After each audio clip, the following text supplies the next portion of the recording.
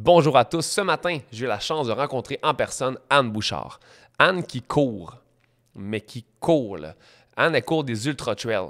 Pour ceux qui ne sont pas trop familiers avec le terme ultra-trail, c'est des courses de très, très longue distance. Tu sais, par exemple, Anne a couru des 171 km dans des dénivelés de 9000 mètres. Donc, ce sont des trails en montagne. Elle a battu le record de la Québécoise la plus rapide au ultra-trail Mont-Blanc. Puis comme j'ai dit dans le podcast, Anne, c'est une guerrière. C'est une viking. Elle a commencé à courir, elle avait 38 ans. Aujourd'hui, elle a 46 ans. Elle se lève à chaque matin à 4 heures du matin pour aller s'entraîner. C'est vraiment une grande inspiration pour moi. Donc, je vous laisse la découvrir. Anne Bouchard, bienvenue à Voilà le podcast.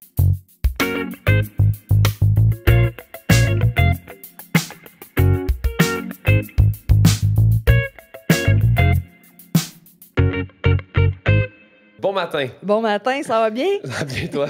Ça va bien. C'est drôle parce que quand je t'ai appelé, tu me dis je suis une lève-tôt, je me lève à 4 heures du matin, nanana. Moi, je t'ai dit ben écoute, tu veux faire le podcast de bonne heure, il n'y a pas de stress. Puis là, tu me dis on fait ça à 7, ça serait parfait. Moi, je vais OK. Puis là, j'ai réalisé que je me lève à genre 5 et quart, le temps que je prenne ma douche, que je m'en vienne, que là, je suis comme le café, les patentes. Puis j'étais surpris que tu me dises 7, mais je sais quoi? Fuck it. Ça va être le podcast que je vais sûrement faire le plus tôt. Pour toi. Café. Santé à tous à la Santé. maison. Fac. Anne Bouchard. Oui, moi-même. J'ai parlé avec Vincent Champagne concernant tout ce qui est course de trail, course de longue distance. Et il m'a parlé de toi parce que tu as un parcours atypique un petit peu. Tu as commencé quand même très tard à faire de la course, à 38 ans. Ce qui est vraiment cool. Puis, tu sais, on est dans un monde où les gens sont très, très peu actifs physiquement. Puis souvent, on voit on voit les gens critiquer les gens qui s'entraînent trop, tu sais. Comme parfois, je dis à des gens que je m'entraîne 5 fois semaine, puis que je vais faire 2 hikes, peu importe, puis ça commence. Tu penses-tu que c'est trop? Tu sais, on a comme une vision de l'entraînement tellement négative quand c'est en surplus. Puis je vois une femme comme toi, 38 ans, court des 171 km. Tu sais, si seulement les gens savaient à quel point on peut se dépasser, puis est-ce que des fois, tu prends le temps de t'asseoir puis de réaliser que tu es quand même une guerrière de faire ce genre de truc-là à l'âge que tu as ou non? Je le réalise peut-être un petit peu plus maintenant.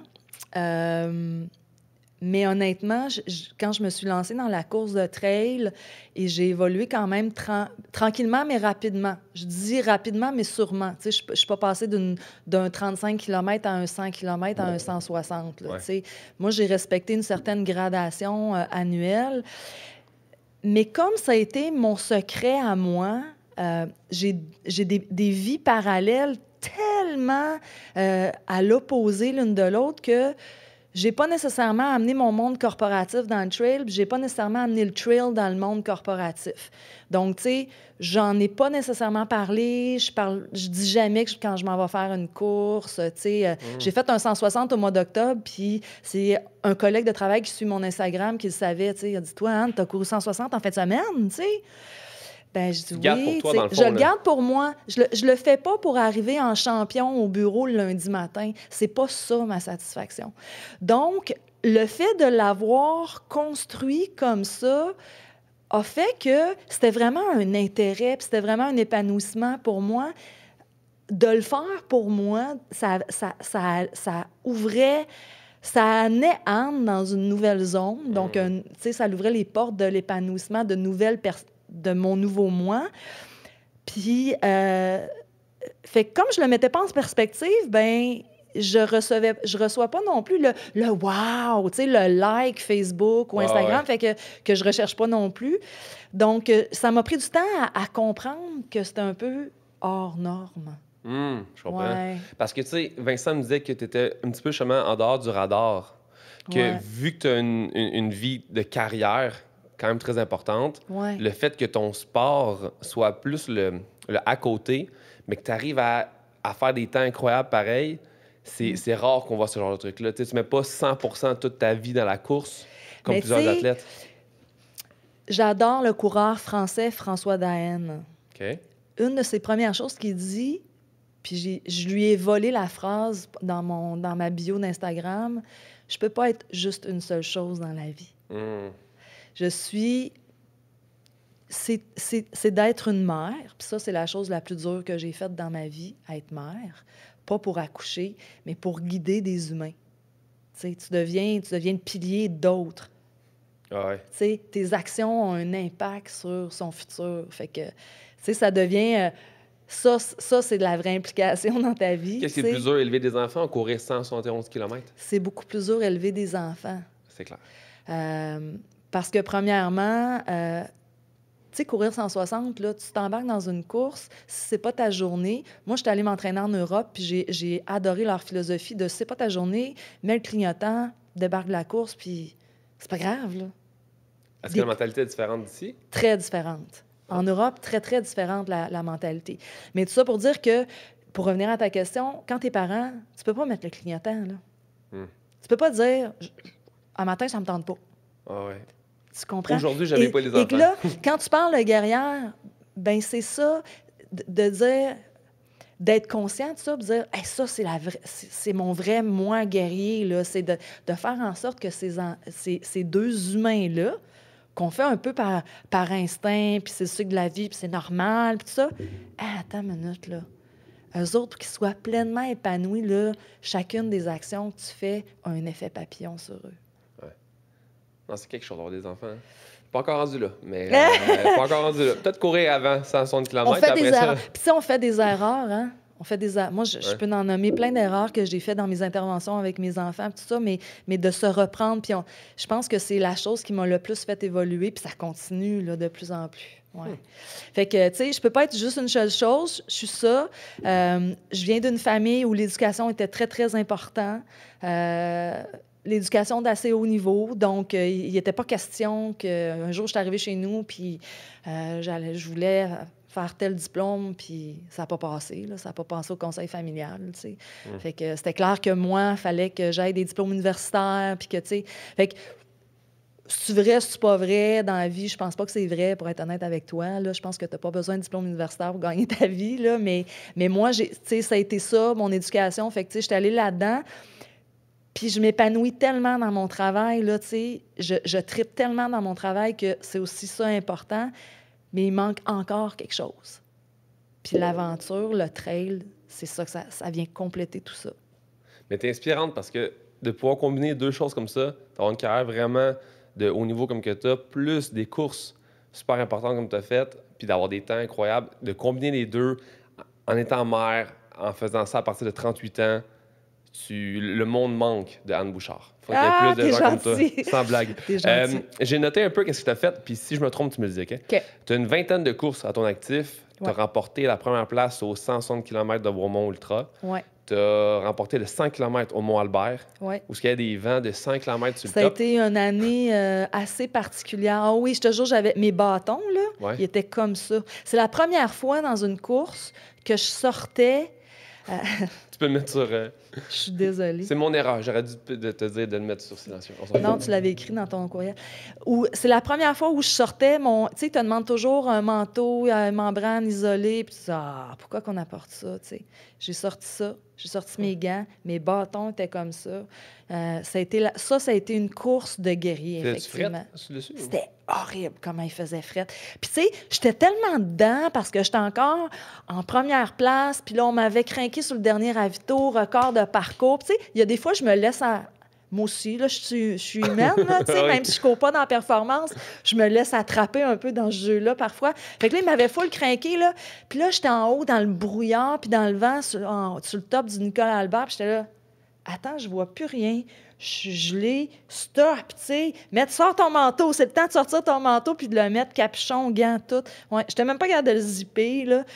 C'est fou, raide, ça. Ah ouais, j'ai cherché mon chemin. Tu sais, ça a été une grande aventure, le Mont-Albert. Le chemin, est-ce qu'il est inscrit? Est-ce que tu vois bien le trail, ben, non? En fait, non, dans ce cas-là, parce que ces montagnes-là, là, on parle de vraies montagnes. Là, on parle pas de forêt boréale avec des sapins. Il n'y en a plus de sapins en haut de ces montagnes-là. Là. C'est dénudé, c'est de la pierre. Puis, ce que l'organisation avait fait, c'est que tu as des poteaux blancs qui indiquent la trail OK, des Appalaches. Puis, ils avaient mis leur petit flag à ras les poteaux. OK? Mais le brouillard était tellement épais que tu ne voyais pas, les poteaux. Ils étaient trop distancés. sais, il était peut-être à 50 mètres. Ah, tu voyais à 5 mètres en avant de toi. Fait Aïe, que, aïe, tu aïe. sais, là, j'ai galéré d'un pierrier pendant plusieurs heures. Ouais. C'est-tu le genre de truc qui fait que elle a la feuille, là, on va tasser parce que je te demande une question. C'est-tu le genre de truc qui fait en sorte que tu peux perdre une place à cause que, justement, dans des situations où tu vois pas assez bien? Bien, dans mon cas, j'avais tellement d'avance que non, je pouvais pas la perdre, la place. Mais oui, tu peux la perdre, ta place. Mais dis-toi, là, faut que tu gardes... Quand ça commence à être dur pour toi, ça commence à être dur pour les autres, là. Le brouillard, il est là pour toi, mais il est là pour Ah se ouais. en arrière de toi aussi. Hein? Je comprends. Fait que là, c'est plus... Ça va être comment tu vas gérer ça qui va faire que tu vas garder ta position, que tu vas gagner, tu vas en gagner ou que tu vas pas en perdre. Mais je pense que, tu sais, pour toi, faire des longues courses comme ça, puis là, il faut que les gens comprennent, là. Quand on court des 100 km, c'est pas juste des 100 km dans une plaine, là, de Non. l'Alberta. C'est 100 km avec des dénivelés Oui, énormes. c'est magnifique. Fait que, tu sais, je sais que pour toi, tous les gens qui sont dans le monde de la course trail, pour vous, c'est juste normal. Puis peut-être que vous êtes tanné de vous faire dire, mais pour moi, de voir quelqu'un comme toi qui court, je veux dire, il y a des gens qui courent même pas 2 km dans la rue. Puis toi, tu arrives à courir des 30 heures d'affilée avec des dénivelés de fucking 9000 mètres. C'est complètement incroyable et fou parce qu'on se dit, on est tellement... Puis là, le mot, c'est pas lâche, mais on est tellement pas conscient de ce qu'on peut faire avec notre corps. Puis des gens comme toi, vous le démontrez, ça me rend complètement fou raide. Moi, je trouve ça toujours un peu cocasse, tu sais, parce que quand les gens me disent « Ah, tu fais de la course? » « Oui, oui, je fais de la... » Puis tu sais, je suis ouais, ouais, je traîne mes bottines d'un trail, tu sais, fait que je veux tellement pas avoir de l'air prétentieuse qu'en fait, je le banalise avec un peu mon syndrome de l'imposteur, tu sais. Mais ce qui fait que les gens ne le réalisent pas encore moins. OK? Fait que les gens, ils me disent, OK, tu cours 100 km ou 160 ou tout ça. Puis ce qui me parle, c'est de leur beau-frère à eux qui fait des demi-marathons puis des marathons. Et attention, c'est tough, les demi-marathons et des marathons. Je l'ai essayé, moi, courir sur la route aussi, là, parce qu'à un moment donné, on vient qu'il faut travailler la vitesse et tout. Donc, c'est tough. Wow! C'est pas donné. C'est une autre game totalement différente. Ouais. Mais pour te montrer comment la perspective, les gens, c'est pas qu'ils veulent pas octroyer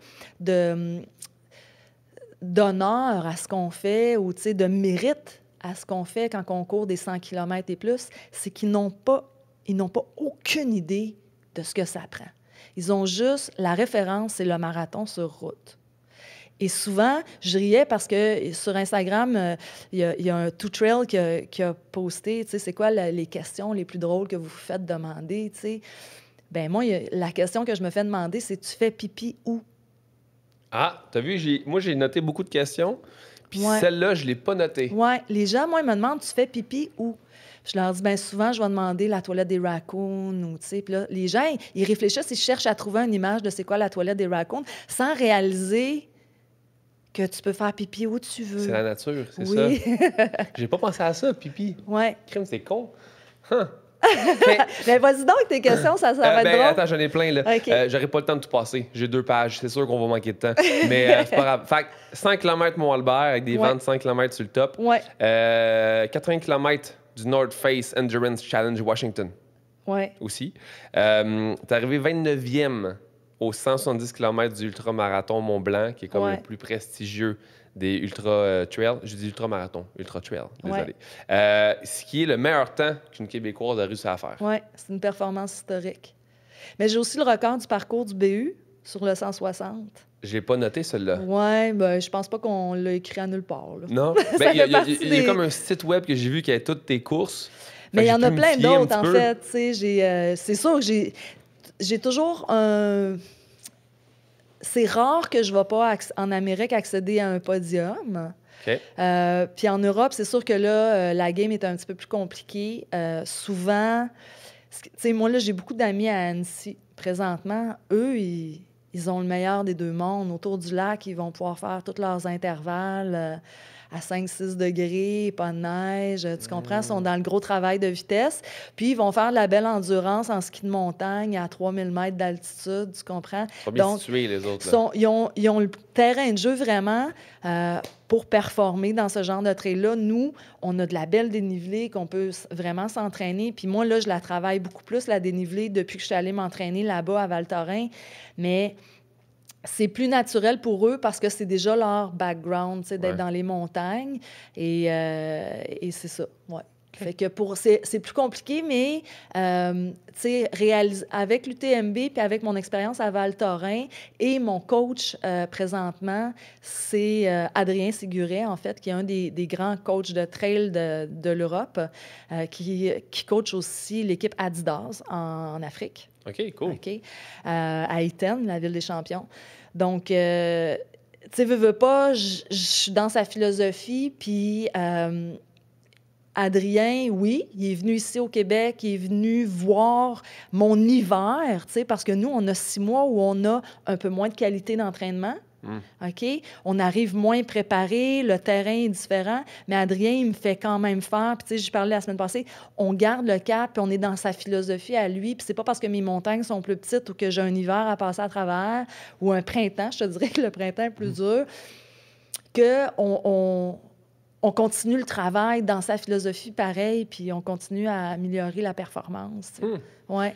D'où part l'idée de faire, justement, des courses de trail comme ça? Ah, c'est la plus belle question, puis je suis vraiment contente que tu la reposes. Je l'ai répondu quand même à plusieurs reprises, J'ai mais aucun doute là-dessus. je la trouve tellement belle. J'ai une enveloppe, j'ai une grande enveloppe dans laquelle je mets des choses qui m'inspirent dans la vie, des rêves. J'ai pas de billet de 6,49 dans mon enveloppe. Ça fait pas partie de mes objectifs dans cette vie-ci. Mais j'avais trouvé un article, je pense, qui vient de la presse, je me souviens plus de quel journal, qui parlait des marathons trail, dont celui de l'Everest, parce que je viens du monde de l'escalade, moi. Tu sais, je viens de l'escalade, fait que j'aimais beaucoup les montagnes, je les grimpais plus que je les courais. Puis il y avait cet article-là sur les trails un petit peu exotiques sur la planète. Puis j'avais fait « courir en montagne ». J'ai plié l'article, je l'ai mis dans mon enveloppe. Quand j'ai accouché de ma petite fille, mon deuxième enfant, j'avais beaucoup donné, puis j'avais besoin un peu de me retrouver, puis de me redonner des défis. J'ai ouvert mon enveloppe, puis j'ai dit, c'est ça que je fais. T'as-tu le choix de plusieurs trucs? Ou tu as choisi celui-là? Oui, j'avais le choix de plusieurs trucs. Mais tu sais, je suis une fille hyper rationnelle, organisée, pragmatique. J'aime bien la synergie. Tu sais, moi, je pense que tu regardes ton contexte, tu te dis, ben, tu peux pas faire une action qui est complètement off-track, tu sais, qui va pas s'imbriquer dans ta vie. Tu sais, tu vas pas réussir. Il faut être logique aussi. Donc, j'avais choisi Trail cette fois-là. Puis... j'avais pas réalisé dans quoi je m'embarquais, mais quand j'ai choisi Trail, je me suis dit, je vais faire la CCC, qui est le parcours de 100 km aussi dans l'événement de l'UTMB. Oui. Donc, je me suis donné cet objectif-là et en Europe, par opposition à ici, tu dois ramasser des points. C'est un système beaucoup plus organisé, beaucoup plus défini. Je suis pas en train de commenter si c'est un bon système ou pas. C'est un système organisé, c'est ça que je dis. Parce que tu peux pas faire de courses comme le CCC, mettons, si tu n'as pas tant d'autres courses en stock. Exactement. Des points. Tu dois avoir fait des courses qui valent tant de points. Tu dois donner des certificats médicaux. Tu sais, là-bas, les athlètes doivent faire partie de la fédération. C'est fédéré, le trail, là-bas. Alors qu'ici, c'est pas on est à l'aube. Je pense qu'on est en train de l'organiser, mais c'est beaucoup plus... tu sais, là-bas, là, tu prends un souper, là, de trailers, là, de gens qui font de la course en sentier, puis c'est comme si tu regardais une gang de Québécois commenter le hockey, là. Ah ouais, c'est c'est quasiment un sport national là-bas, tu sais. Fait que c'est complètement différent. Mais tout ça pour dire que c'était de faire la CCC, l'objectif. Puis qu'est-ce que ta première course, c'était quoi? Là, il y a beaucoup de questions que j'ai lues, que je connais la réponse, mais je veux que tu le dises pareil. Ça a été... tu sais, d'une fille qui n'a jamais fait de sport d'endurance, qui n'a jamais couru, qui a 2 enfants en bon âge, tu sais, mon chum pas là, tu sais, trois petites courses par semaine. Je me pointe à Saint-Donat sur un 38 km. Y a-tu beaucoup dénivelé ou non? Je me souviens pas, parce que, tu sais, je regarde pas beaucoup les paramètres des courses, honnêtement. Ah non? Je regarde pas mes temps. Tu sais, OK. je suis vraiment... je suis vraiment de la vieille génération du trail, là, la philosophie. Là, tu sais, je suis moins... oui, j'embarque. Tu sais, j'ai pas de compte pas de compte Strava encore. Faut que j'en crée un là, pour cette année. Mais tu sais, je suis vraiment de la vieille affaire. Pendant des années, j'ai couru pas de montre. Tu sais, ça pour dire. Fait, là, je me pointe là-bas avec mes espadrilles. Tu sais, pas d'espadrilles de trail, des espadrilles des racers de triathlon. Tu sais, avec des lacets en élastique. J'ai perdu mes souliers dans les trous Ben de non. boîte. Écoute, puis là, je passe des détails que je pense qu'ils ne doivent... Tu sais, tout n'est pas bon à dire, là, tu sais. Ah non, tout est bon à dire. Ah, Vas-y, Anne, tout est bon à dire. C'était, là, c'était de tout... C'était cute. Aujourd'hui, moi, là, je regarderais une coureuse comme ça arriver dans le course de trail, genre, c'est cute, Ah. tu sais. Elle sait pas à quoi s'embarque. Puis, tu sais, j'avais pas le temps. Déjà, j'avais pas le temps de fouiner sur Facebook. J'avais pas de compte Facebook. Je savais pas c'était quoi le trail. Je m'étais pas renseignée. J'avais juste un rêve, puis c'était d'aller faire innocemment la CCC, tu sais. Écoute, j'ai fini mon 38 de peine et de misère, puis je me suis dit que c'était beaucoup plus facile d'accoucher que de courir de la trail. J'avais trouvé mon expérience d'accouchement mieux. T'es arrivé combien?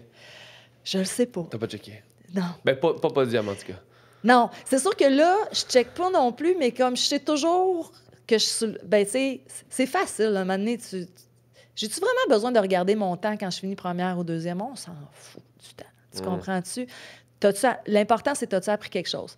De mes premières courses, il y a juste le Vermont 50, parce que cette année-là, j'avais couru Saint-Donat puis le Vermont 50K, donc 50 km. Là, le Vermont, je m'en souviens. J'étais arrivée 11e. À ta deuxième course? Oui.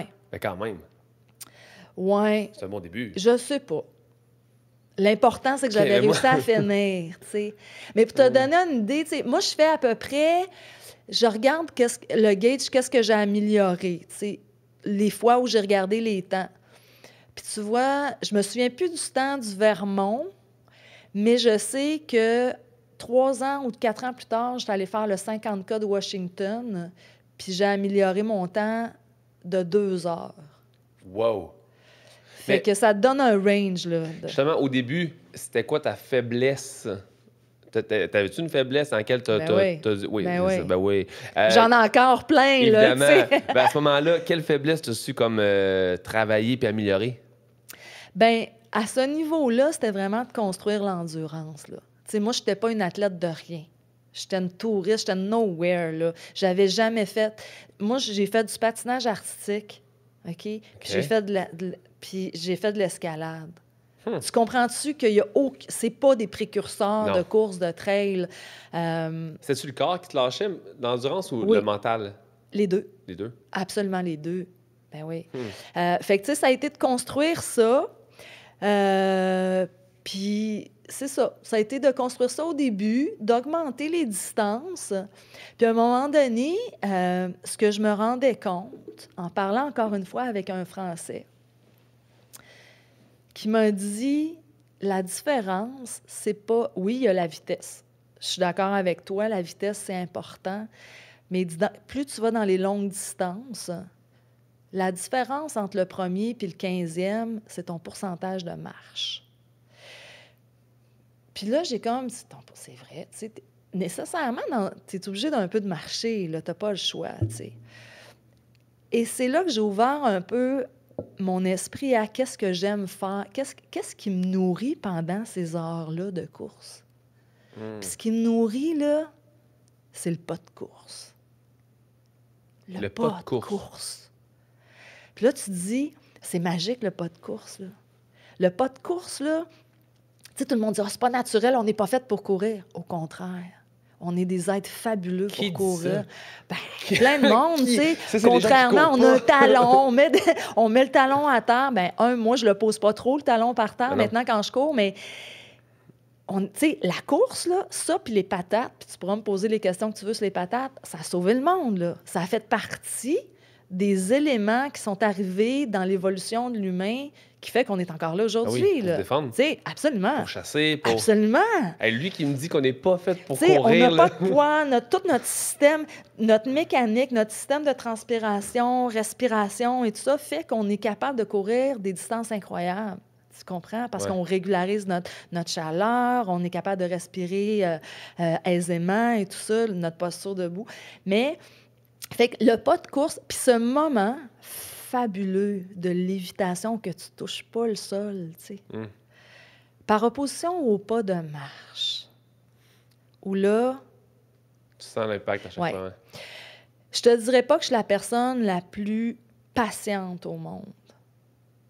Parce que j'arrive, quand je me mets à visualiser quelque chose, j'arrive à trouver la traque la plus facile, la plus efficiente de faire quelque chose tout le temps, là. Quand je place le lave-vaisselle, il est pacté, il est parfait, il est cordé, tu comprends? Ouais. Dans tout ce que je fais, tu m'amènes un problème, je deviens comme un autiste, puis je vois pas le problème, je suis juste comme tellement focusée ces solutions, là, puis le plan d'action pour arriver au résultat.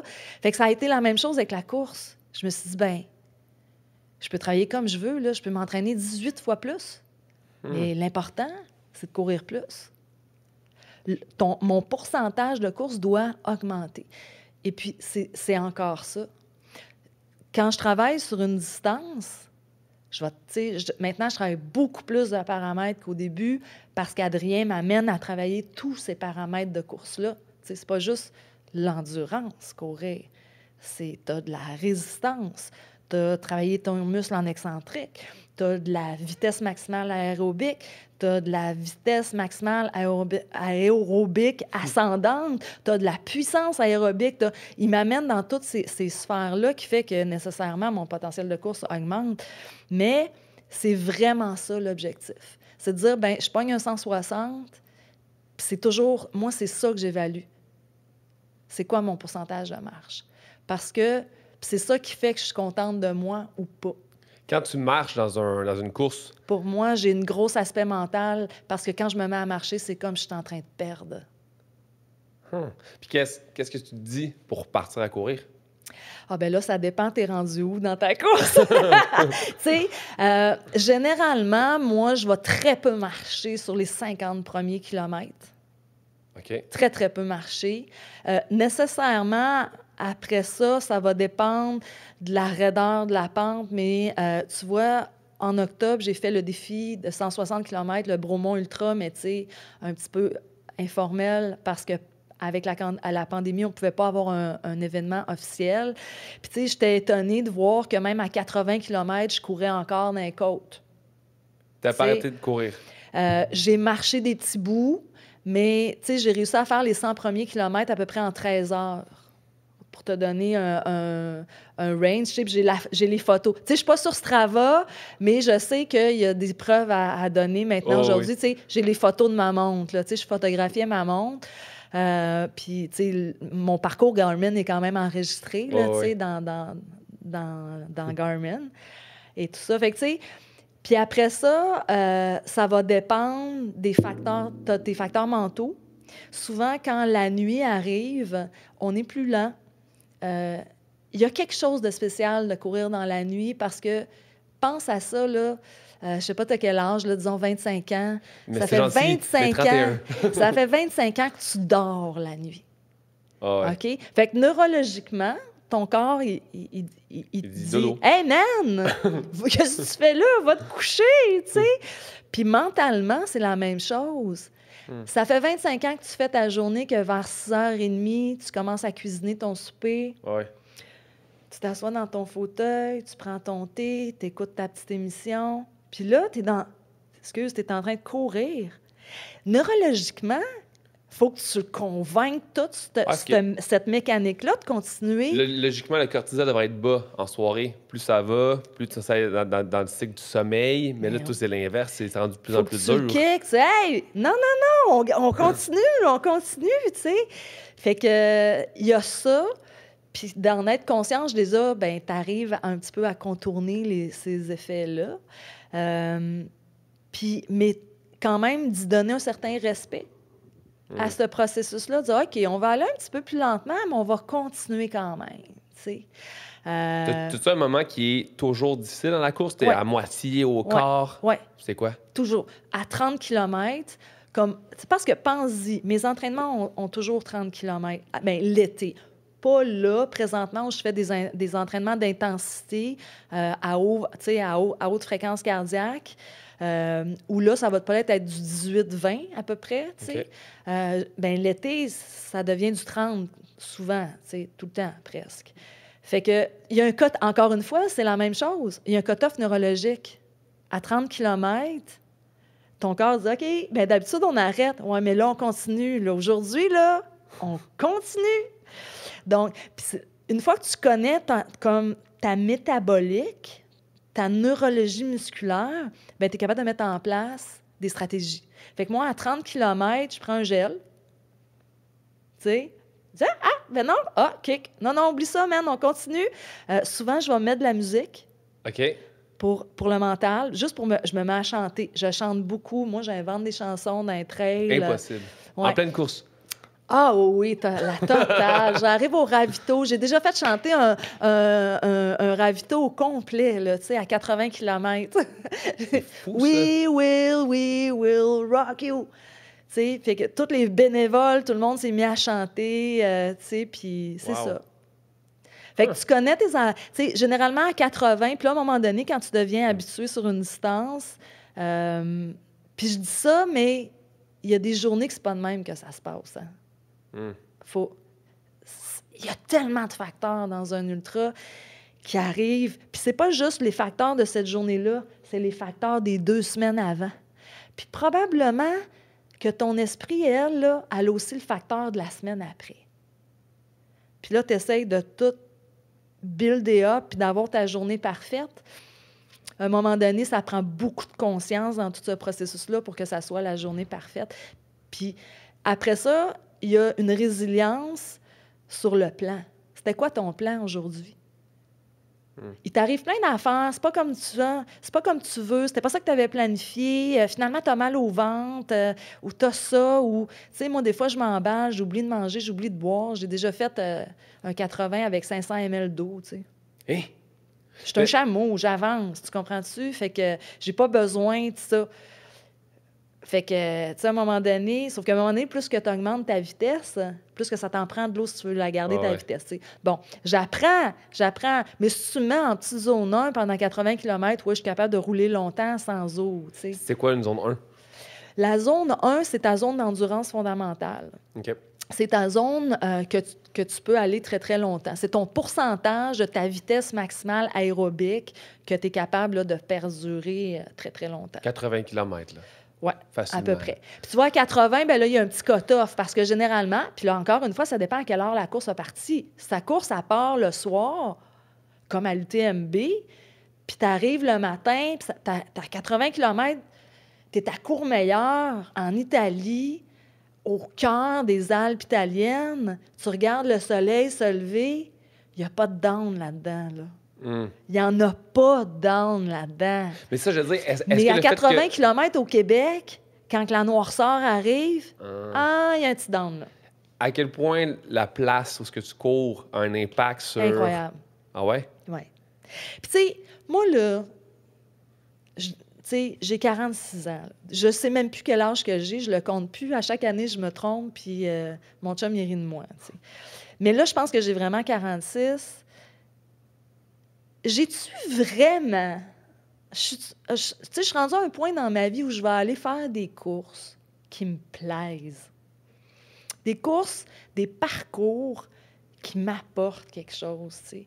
Je ne vais pas faire une course parce qu'elle a de l'air prestigieuse, parce qu'elle fait partie de l'ITRA ou parce qu'elle donne 5 points pour l'UTMB. C'est quoi la plus belle course que tu as faite? La plus belle expérience que tu as faite? C'est sûr que l'UTMB est difficile à battre. On s'entend-tu que traverser 3 pays dans une course, dans cette splendeur-là, c'est juste magnifique. La trail est belle. C'est une trail, c'est clean. Tu n'as pas besoin nécessairement de regarder beaucoup ta trail. Tu peux profiter du paysage. Parce que moi, je hike dans le bois, puis Dès que tu lèves tes yeux, tu t'en fâches. c'est ça. Moi, je tombe constamment. Fait que là, je me suis dit, si je cours dans une place aussi belle que les Alpes ou peu importe, Tu vas c'est courir. sûr que je tombe. Non. Mais là, si tu me dis que c'est Ils bien n'ont pas fait... de roches, racines, bouettes, eux autres. Tu comprends? C'est une belle petite trail. La même chose en Californie ou au Colorado. C'est ça mes plus belles. Tu sais, la perspective de la montagne est magnifique en Europe, mais en Californie, là, courir le long, dans la même qualité de trail, là, le long de la mer, la perspective est juste incroyable. Écoute, tu cours, tu n'as pas besoin. Tu sais, puis tu regardes l'océan qui frappe la côte, là. Ça va être C'est. fou. Ben voyons. Puis tu peux mettre de la musique. C'est Pas dans toutes les courses. Pas dans toutes les courses. Étonnamment, au Québec, on est très sévère avec ça. Et pour cause. Parce que, justement, au Québec, la trail est très accidentée. On est très roche-racine-bouette. On est en forêt boréale. On a des animaux dans notre forêt qui sont différents aussi dans une montagne. Il y en a, tu sais, il y en a des animaux en Europe aussi, là, mais tu sais, c'est plus des animaux qui vont se pousser, qui sont habitués avec les coureurs, à moins de pogner un chien de troupeau, là, comme à Val-Thorens. J'ai appris beaucoup sur les chiens de troupeau qui sont, tu sais, Belle et Sébastien. C'est pas vrai que Belle est toujours gentille, là. Les chiens de troupeau sont méchants. Ah ouais? Oui. Mais, tu sais, on a des animaux un peu différents. Puis je pense que ça a sa raison d'être, que la musique, ça a sa place peut-être dans le jour, mais la nuit, ça n'a pas sa place. Ouais. Il faut rester alerte à notre environnement. Je sais pas c'est où, je pense aux États-Unis, j'avais vu un gars de trail se faire attaquer par un aigle. L'aigle avait voulu prendre sa tête. Fait qu'il était tout ouvert sur le dessus de la tête. Mais je pense que écouteur pour écouteur, il aurait pas pu rien faire. Là. Mais, je pense pas que ça a rapport avec les... Ouais, il y aurait peut-être... je sais pas à mais quel point. moi, je pense que c'est plus... Là, je veux dire... Ouais, c'est... Puis t'es dans ta bulle. Tu sais, moi, là, quand j'étais à Montréal, j'habitais dans les Shop Gus, juste à côté. Donc, tous les jours, ou presque, je partais des Shop Gus, puis je m'en allais au Mont-Royal. Ben, tu sais-tu quoi? Les gens disaient, t'es pas tanné de faire Saint-Joseph ou Rachel? Ou j'étais là. Mais je sais plus si je fais Saint-Joseph ou Rachel. Je suis décollée. Je suis plus sur la terre. Mon esprit est plus là. Mon esprit est... Tu sais, des fois, tu conduis ton auto, puis tu réalises que tu as conduit, puis tu t'en es pas rendu compte. Mais moi, c'est rendu là, tu sais. J'ai traversé des lumières, mon corps s'est arrêté à rouge, traversé ça à verte. Mais à J'ai quoi embarqué tu penses sur mon... quand tu cours comme ça? Tu arrives à quasiment méditer dans ta course? Ben oui, c'est ça. Des fois, ça va être... j'admets qu'il y a beaucoup, souvent, surtout quand je pars le matin, il y a du travail. OK. Vraiment, là, ça a été comment je vais approcher cette situation-là. Puis, tu sais, j'ai pas nécessairement des situations toujours faciles. J'ai souvent des enjeux qui coûtent beaucoup de dollars. Puis, c'est des enjeux que je dois apporter à la haute direction. Donc, tu sais, dans un monde corporatif, tu t'adresses à cette direction-là, le high management qu'on appelle, d'une certaine manière, concis, précis. Puis l'impôt, c'est pas... Autant toi, t'aimes pas payer tes impôts. Tu sais, il y a quelque chose... Il y a comme un aura autour des impôts qui fait que, tu sais, c'est un mal nécessaire, puis c'est comme ça. Donc, souvent, je vais travailler un peu sur, OK, je vais approcher ça comme ça. Ça a été laissé en suspens, je vais le gérer comme ça. J'ai tel problème, c'est quoi ma meilleure stratégie, tu sais. Donc, il va y avoir nécessairement du travail et beaucoup de solutions. Incroyable ce que ça m'apporte pour le travail. Puis après ça, ben tu sais, je vais souvent, je vais aller dans mes défis. Là, je vais faire beaucoup de visualisation. Une fois que je suis assez avancée dans ma planification de ma course ou de mon défi, tu sais, je le visualise, revisualise comment je vais faire ça, comment je vais gérer ça. OK, je vais arriver à tant de kilomètres, ça va être le soir, ou tant de kilomètres le matin, je vais manger ça. Je fais beaucoup. Je suis très stratégique. Ouais. Puis, Si on parle de tes courses, quelle course que tu as faite la plus longue? Ça a été la Trans-Rockies. OK. C'était à peu près 200 km au Colorado. Par contre, ça, c'est un format de course que j'ai adoré et que je n'ai pas revisité. C'est en plusieurs... Oui, c'est une ça. stage race qu'on appelle. Donc, c'est à peu près 40 km tous les jours à 3000 mètres d'altitude constant. C'est malade. Et tu te dis, là, tu arrives là, la première journée, c'est horrible. Tu cherches ton air, tu sais, tu veux pousser, mais clairement, tu n'es pas adapté, même si tu es arrivé un peu avant. Là, tu sais, c'est une adaptation superficielle, que je dirais. Mais ça a été vraiment le fun. Puis, tu sais, même là, la dernière journée, j'étais sur la ligne de départ, je me disais, je ne sais pas comment mon corps va courir.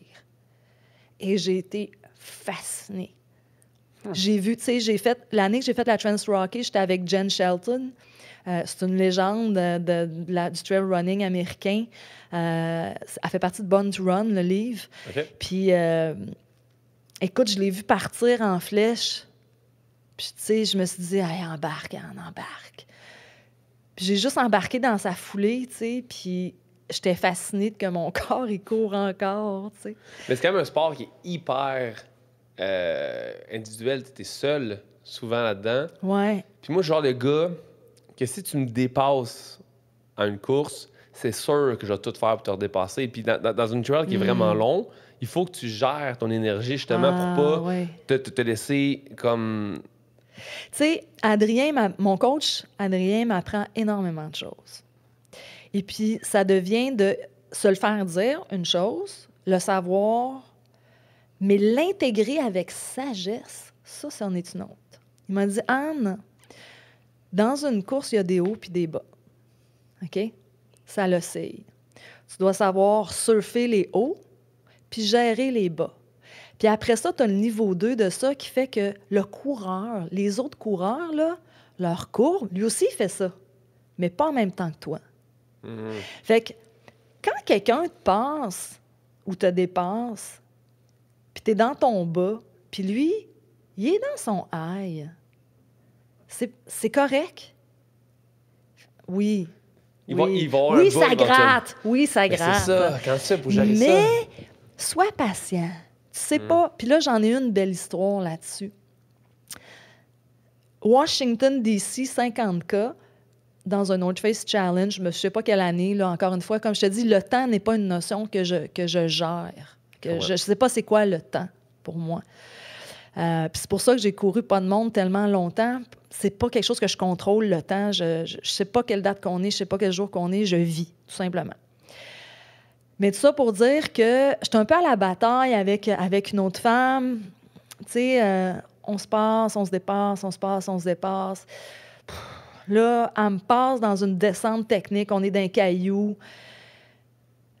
Puis là, mon esprit fait... Il a comme accepté que moi, je suis dans un down, qu'elle est dans son high, mais il y a une petite voix en dedans qui me dit « On se revoit tantôt ». Puis j'oublie ça. Okay? C'est juste ça qui s'est passé. Puis je me suis mis à gérer. Là, je me suis géré mon petit down. Touk, je me suis dit un pas à la fois, 1 kilomètre à la fois. Là, tu sors toute ta trolley de phrases qui fonctionne. Là. Tu te mets un petit peu de musique. Ce jour-là, il n'y avait aucune musique. J'avais scrappé ma playlist. Elle n'était pas bonne. Qu'est-ce que tu écoutes quand tu cours? Ça va dépendre de ce que je vis dans ce moment-là. Parce que, tu sais, comme ma vie, il y a des univers parallèles à la course, bien, nécessairement, ces univers parallèles-là influencent énormément mes courses. Fait que, tu sais, ça va dépendre de l'état, je te dirais, le statut de ces On parle de vies. métal, de rock, de hip-hop. On parle de quoi? Cette fois-là, c'était une playlist que j'avais faite avec Lady Gaga parce que je la trouvais vraiment badass. Puis, mais c'était vraiment... Non, c'est pas venu me chercher du tout. Ça m'a pas du tout fait avancer. OK. Tu sais, comme hier, j'ai écouté du Nerd Out. OK. J'ai adoré Nerd Out hier, tu sais. Mais tu sais, évidemment, je viens du vieux rock. Là, le bon vieux AC/DC fonctionne super bien avec moi, là. Mais tout ça pour dire que cette fois-là, là, la musique ne fonctionnait pas. Je me gérais. Là. Je me gérais vraiment un pas à la fois. J'étais arrivée au dernier ravito. J'ai pogné quelque chose à boire. J'avoue que j'étais tannée. J'ai regardé en avant, puis au loin, j'ai vu son chandail vert fluo. J'avais 2 kilomètres pour rattraper 500 mètres. OK? Oh. Aïe, aïe, il me restait une allumette d'énergie. J'ai craqué un gel. Je ne sais pas si ça l'a aidé. J'ai pogné une gorgée d'eau, puis j'ai enfourné les jambes. OK? Puis là, je me suis souvenu de Jeff Pelletier, un ancien coureur de North Face. Moi, je fais partie de l'équipe canadienne de North Face. Un ancien coureur de North Face qui m'avait vraiment... Une fois, j'étais arrivée 2e dans une course, puis il m'a dit « Anne, pourquoi t'es pas allée la chercher? » J'ai dit « Bien, parce que je savais pas que c'était la première. » Puis elle a fini comme 2 minutes avant moi, tu sais. Fait que t'aurais peut-être pu aller la chercher dans le fond. Fait que, tu sais, oui, mais je savais pas que c'était la première, tu sais. Fait que je me suis pas donnée. Mais comment tu sais qui est premier, justement? Ben c'est ça qui est tough dans ravitaillement? une course de trail parce que tu as différents parcours, tu sais. Puis tout le monde, tu sais, le monde, tu sais, un moment donné, les 25 km courent autour des 50 km. Un peu comme un triathlon, les gens se mélangent. Absolument. Puis il faut que tu regardes la couleur de leur bib pour savoir leur distance. Mais là, tu sais, moi, la fille, dans mon exemple, que je n'étais pas allée la chercher, elle était en avant de moi. Puis j'avais pas remarqué ses vêtements. Là, je savais pas que c'était elle. Mais t'as vu, j'ai fait un triathlon, un bébé triathlon, il y a une couple d'années, il y a 3 ans, je pense. Puis quand je suis arrivé à la fin, Ouais. je suis arrivé 4e. Puis là, quelqu'un me disait, t'es 4e, bravo. Puis je suis comme, pourquoi personne me dit que j'étais 4e? Avoir su, là, l'autre en avant, là, je l'aurais mangé à la fin, là. J'aurais essayé des fois, c'est bon, des fois, c'est pas bon, tu sais. Oui, non, mais tu sais, je suis rendu sur le dernier kilomètre de course. J'aurais pas marché mon 100 mètres que j'ai fait, là. Exact. J'aurais tout donné à avoir su le 4e. Il a fallu avoir une montre, un système qui me dit... Vas-y, va le chercher! Ouais, c'est ça, tabarouette. Mais c'est ça, fait qu'une fois, ça m'était arrivé, puis là, je savais qu'elle avait son chandail vert fluo parce qu'on s'était tellement bagarré à 30 km. Puis là, j'ai vraiment tout donné. Écoute, je me suis dit, toi, je vais t'avoir. Tu sais, je vais aller te chercher. Puis je l'ai passée à 200 mètres. J'ai réussi à aller la chercher. Elle était cassée. Elle n'a pas été capable de s'accrocher. Fait que, tu sais, je suis passée en avant d'elle. Puis c'est là que tu te rends compte, tu sais, qu'il t'en reste de l'énergie là, quand tu veux, tu sais. Mais c'est fou que tu parles de courbe, justement, puis que ça oscille, tu sais, parce que d'avoir une image visuelle, de savoir qu'elle est dans son pic, mais après, elle va redescendre, là. Toi, tu vas remonter à ce moment-là. Ben oui, C'est fou. Puis si tu les respectes pas, ces pics-là ou ces downs-là, ben c'est là que tu vas arriver dans la zone où tu seras plus capable de revenir. Tu sais. Ouais, ton down va être trop long. Accepte que ton rythme, là, tu es peut-être en train de gérer. Tu sais, puis... Tu sais, ça, la digestion dans l'ultra, c'est quand même un problème qui est pas cool à avoir. Je l'ai eu une fois. Mais, tu sais, si tu veux continuer d'avancer, ça te prend de l'énergie.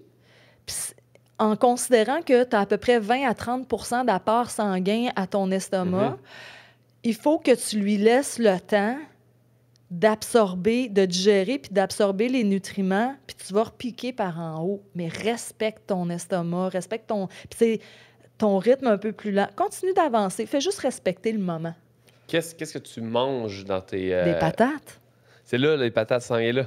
Tu manges juste des patates? Ouais. Tu peux amener ce que tu veux à ton ravitaillement. Ouais. Moi, tu sais, il y a 2 choses là-dedans. J'ai souvent été, et je le suis encore, j'apporte ma bouffe. Je mange pas la bouffe des ravitaux, mais plus tu fais des courses internationales, puis que tu n'as pas nécessairement... Moi, j'ai toujours un crew, mais ça m'est arrivé d'en faire où j'avais pas de crew. Il faut que tu sois capable de manger ce qu'il y a dans le ravito, là. Ouais. Tu comprends? Qu'est-ce en général comme nourriture qui traîne là?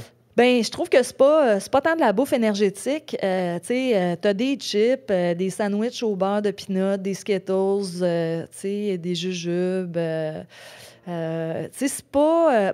c'est juste que c'est de la bouffe où tu vas avoir des chutes glycémiques importantes, tu sais. J'essaie d'être un peu plus stable par rapport à ça.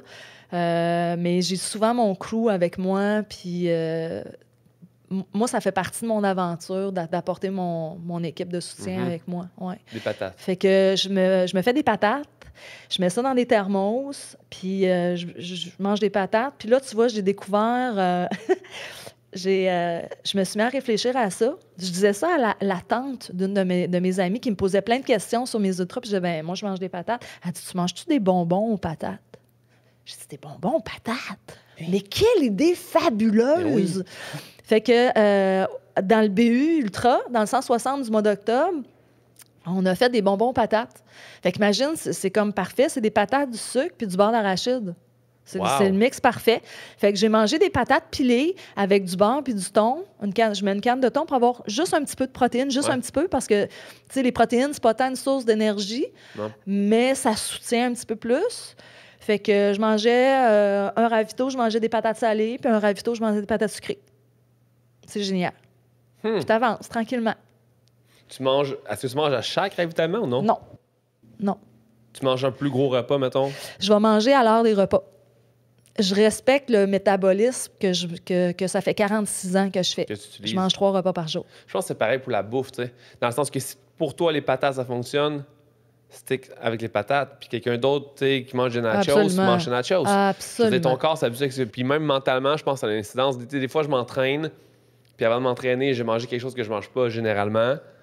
Puis je suis comme, le workout est moins bon. Mais je sais que c'est psychologique, mon affaire. Là. Je sais que, tu sais, si je m'étais pas dit que j'allais manger autre chose, mon workout est aussi bon. Mais je pense que juste le fait ça sécurise l'aspect, là, j'ai bonbon patate, ça va bien aller ma course. Tu sais. Je suis d'accord avec toi. Il y a un aspect qui sécurise beaucoup. Quand je suis allée en Europe, eux, ils mangent différemment de nous. Oui. Je me demandais pourquoi ils mangent beaucoup moins que nous et beaucoup mieux que nous. Mhm. Mais ils mangent très peu transformé, en fait. Ouais. Et ça fait une grosse différence dans... tu sais, je me demandais comment ils faisaient pour s'entraîner le soir après avoir soupé, là, ou en plein milieu de l'après-midi, après le repas du midi. Je me disais, mais... Tu sais, moi, je suis pas capable, faut que je m'entraîne le plus possible à jeun, ou, tu sais, si je m'entraîne l'après-midi, je vais faire attention à ce que je vais manger pour dîner, tu sais, je vais manger une petite soupe. Toi, tu t'entraînes le matin, Ouais. toujours à jeun.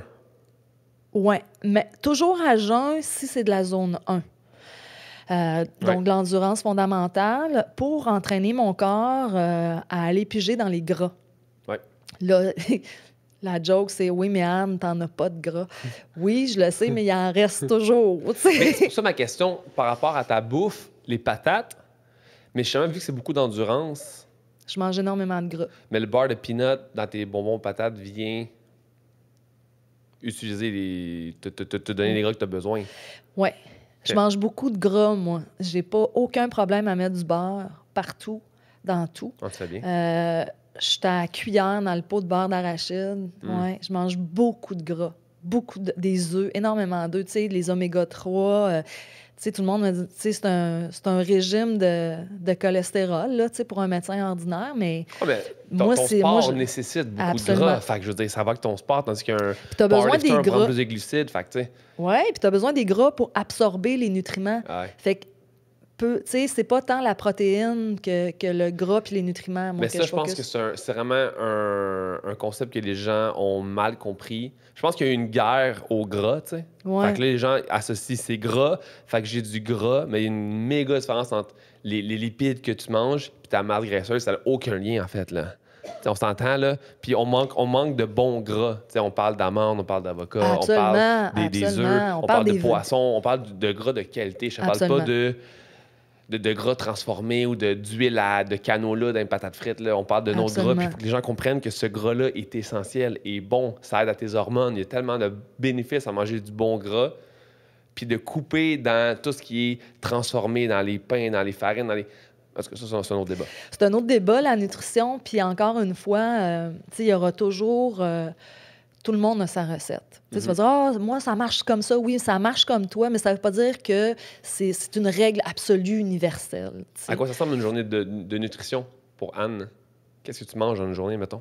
Je te dirais que c'est ça. Depuis mon expérience en Europe, je mange très peu transformé. Donc, évidemment, il n'y a pas de pain. Il n'y a pas pain, pâte. Tu vois, hier, j'ai fait du spaghetti à mes enfants. Moi, j'ai fait de la courge. Je me suis fait une courge, tu sais. Je mange... je mets beaucoup d'huile d'olive. Tu sais, je mange pas de produits laitiers, pas de produits transformés. C'est ça.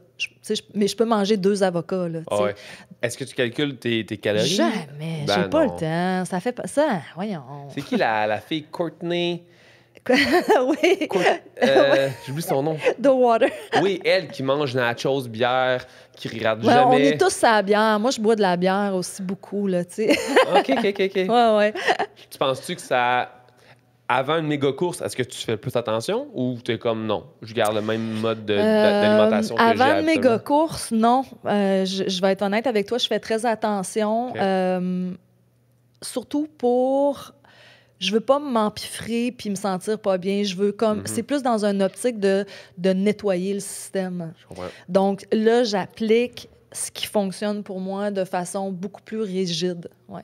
Puis je te dirais que les sucres aussi, tu sais, si tu coupes les sucres, là, tu vas voir que ça va pas te faire moins avancer, là. Plus tu coupes les sucres, plus tu vas devenir lean. Puis énergétiquement, c'est fabuleux, là. J'ai fait ça en octobre. C'est la première fois que je coupais vraiment tous les sucres, là.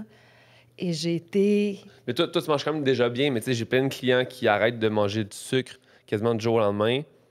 Puis je le déconseille quasiment pour eux de le faire aussi Ouais. drastiquement parce que mal de tête énorme, Absolument. swing mood, des trucs que t'es Ouais. comme... OK, t'as des douleurs crâniennes parce que t'arrêtes de manger du sucre, c'est rendu vraiment, vraiment intense ton truc. Faut faire attention. Mais c'est comme une courbe, c'est la même chose. T'sais, les gens vont avoir une petite dent d'énergie, après ça, ils vont se sentir tellement mieux. Ouais. T'as pas le goût de faire une sieste en après-midi, ton Tu énergie sais, est ta level sieste toute la journée. d'après-midi, là, soyons honnêtes, Ouais. c'est une sieste pour digérer, là. Uh-huh. Parce qu'on mange trop, Ben beaucoup, oui, en tu sais, un repas. mais oui. Mais le monde, c'est ça. Mais Faut éduquer. Faut qu'il y ait plus de gens qui essaient de faire comprendre au monde que manger des énormes repas, c'est pour ça que tu fais une sieste après. Tu sais, t'as pas absolument. mangé un énorme Pokéball. Si ton Pokéball est 1500 calories, ben c'est sûr que tu as le goût de faire une petite sieste Ben, après. c'est normal, tu sais. Les gens réalisent pas que digérer, ça prend beaucoup d'énergie. Ben oui. Puis plus il y a de la protéine, plus il faut que tu le digères, là, tu sais. Ouais. Tu sais, tu parlais des bons gras puis des mauvais gras. Ben, tu sais, c'est important, les sucres, là. Je suis pas en train de dire arrêtez de manger du sucre. Manger des bons sucres, des fruits. Tu sais, Exact. beaucoup de fruits. Puis soyons, encore une fois, dans l'évolution de l'humain, le cerveau, la seule nourriture de ton cerveau, c'est glucose-fructose. Ouais. Si tu veux que ton cerveau fonctionne, il faut que tu y en donnes du glucose-fructose. Puis si tu veux gérer ta course puis être capable de pas... tu as le bunk physique, mais tu as ton bunk mental, d'être capable de continuer à garder ton focus, t'en ça faut. te prend des sucres, là. Ah ouais. Tu sais, c'est important. L'être humain, le caveman, l'homme des cavernes, s'est mis à évoluer quand? Quand il s'est mis à manger des grains, parce qu'il y avait des hydrocarbures, des sucres complexes là-dedans. Et c'est là que le cerveau humain s'est mis à se développer et à évoluer. C'est important, les sucres, mais des vrais sucres, des sucres naturels. Ah, puis, tu sais, ce que le cerveau a besoin est pas tant énorme que ce qu'on Ouais. pense. Ben oui. Tu sais, je veux dire, si tu manges 3 fruits par jour, avec tous les autres sucres que tu as partout dans ta journée, t'es correct, là. T'as pas besoin de manger 8 tasses de riz, bol de céréales, des avoines, des granolas à chaque repas. Je veux dire, tu peux t'en sortir avec peu de choses. 3-4 fruits dans ta journée, c'est chill. Ton cerveau va se développer. Peut-être les enfants Absolument. un peu plus parce qu'ils ont besoin, mais je veux dire, en tant qu'adulte... Absolument, je suis d'accord. Pour revenir à tes trails, Oui. avant qu'on parle de nutrition, Oui. le Swiss Peak Oh. Trail. Oh. Là, on parle beaucoup de ce que tu as accompli, de ce que tu as réussi, puis il faut en parler. Mais je veux aussi qu'on parle de moments qui sont un peu plus down, qui sont peut-être moins des réussites. Pas tant que c'est un échec en soi, mais je pense que c'est important de savoir que même les athlètes ont des moments que c'est plus dur. Je pense qu'ils sont essentiels, en fait. Exact. Si tu les as pas, tu peux pas devenir meilleur. Tu Mais peux là, pas apprendre. Swiss Peak, Oui. qu'est-ce qui s'est passé? Ça, c'est Bon. 360 km? Ouais. Ouais. OK. Que tu n'as pas fini. J'ai choisi... Je n'ai pas terminé le Swiss Peak. Puis c'était pas une course que je voulais faire. OK. Je me suis inscrite à reculons. Tu sais, il y a tout... C'est une réflexion. Ça t'apporte une réflexion. Cette course-là m'intéressait pas. Je me suis inscrite avec mon ami Richard Turgeon parce que j'adore l'énergie de Richard. Puis je me suis dit, tant qu'à aller sur ces distances-là, faisons quelque chose ensemble. On n'avait pas été pigé au tard des géants. On s'est inscrit sur le Swiss Peak. Quand tu dis piger au tard déjà, Ouais. ils pigent Ils des... pigent. C'est une loterie. Dans beaucoup de courses, il y a tellement d'inscriptions en Europe que sont obligés de faire une pige. Au hasard. Oui, l'UTMB en fait partie. Oui, absolument. OK, je savais pas. Fait que c'est des courses, tu sais, t'as 10 000 inscriptions, là. Puis il y a combien de participants à une course, mettons, comme l'UTMB? Ben, tu sais, ça doit varier, là. Je sais pas, encore une fois, Approximativement. 2500. OK, Tu sais, quand même. ouais, l'UTMB 2003, 2006 à peu près, Mais là, tu sais. là, je ne vais pas sortir de ton histoire de Swiss Peak, mais Ouais. ils pigent combien de temps avant la course? Et puis, là, les résultats des piges sortent là. Tu sais, j'ai vu, là, les UTMB sont sortis janvier. Ouais. Admettons, tu t'inscris au mois de décembre, octobre. Les inscriptions ouvrent octobre, novembre, décembre, là. OK. Puis pige janvier. Puis la course, c'est quand? Ou septembre. OK, une chance. Parce que je veux dire, si tu t'entraînes pour aller faire telle sorte de course pendant des mois, puis que sinon, tu n'es pas dans la pige, c'est chiant. Non, je veux Puis dire. c'est à l'avance, c'est Ils sont ça. tellement. T'inquiète, ils sont organisés, connaissent Sont- la game. C'est fédéré. Oui, OK, c'est fédéré. Continue avec ton Swiss Peak. Fait que, tu sais, ça a été ça. Fait que là, c'était pas une course que je tripais tant. Tu sais, mais. Puis là, Richard, lui, il est rentré sur le temps des géants. Écoute, il m'écrit, Diane, il y a eu des annulations, je me souviens pas de l'histoire. Il dit, j'ai été confirmé sur le tort des géants. Fait que là, je me suis retrouvée toute seule sur Swiss Peak. Puis, tu sais, moi, j'étais tellement contente pour lui, tu sais. Il y a eu ça. Fait que la course m'intéressait comme pas à la base. Deuxièmement, c'est là que j'ai commencé à m'entraîner avec Adrien. De quelque chose d'un entraînement pas trop géré, un peu n'importe comment, à quelque chose que j'étais pas du tout habituée. J'ai galéré un peu, honnêtement, dans ce début d'entraînement. J'avais jamais fait d'intervalle, j'avais jamais fait de dénivelé positif. Tu sais, ça a été nouveau pour moi et ça m'a beaucoup épuisée. L'autre chose, j'ai commencé à être plus sensible, je te dirais, à qu'est-ce qui se passait quand je partais dans mes courses. J'ai des enfants, tu sais, quand mes enfants étaient plus jeunes, tu sais, ça me dérangeait pas de partir. Ils étaient avec papa, c'était le fun. Il n'y avait pas trop la notion du temps. Je sentais pas que je leur manquais.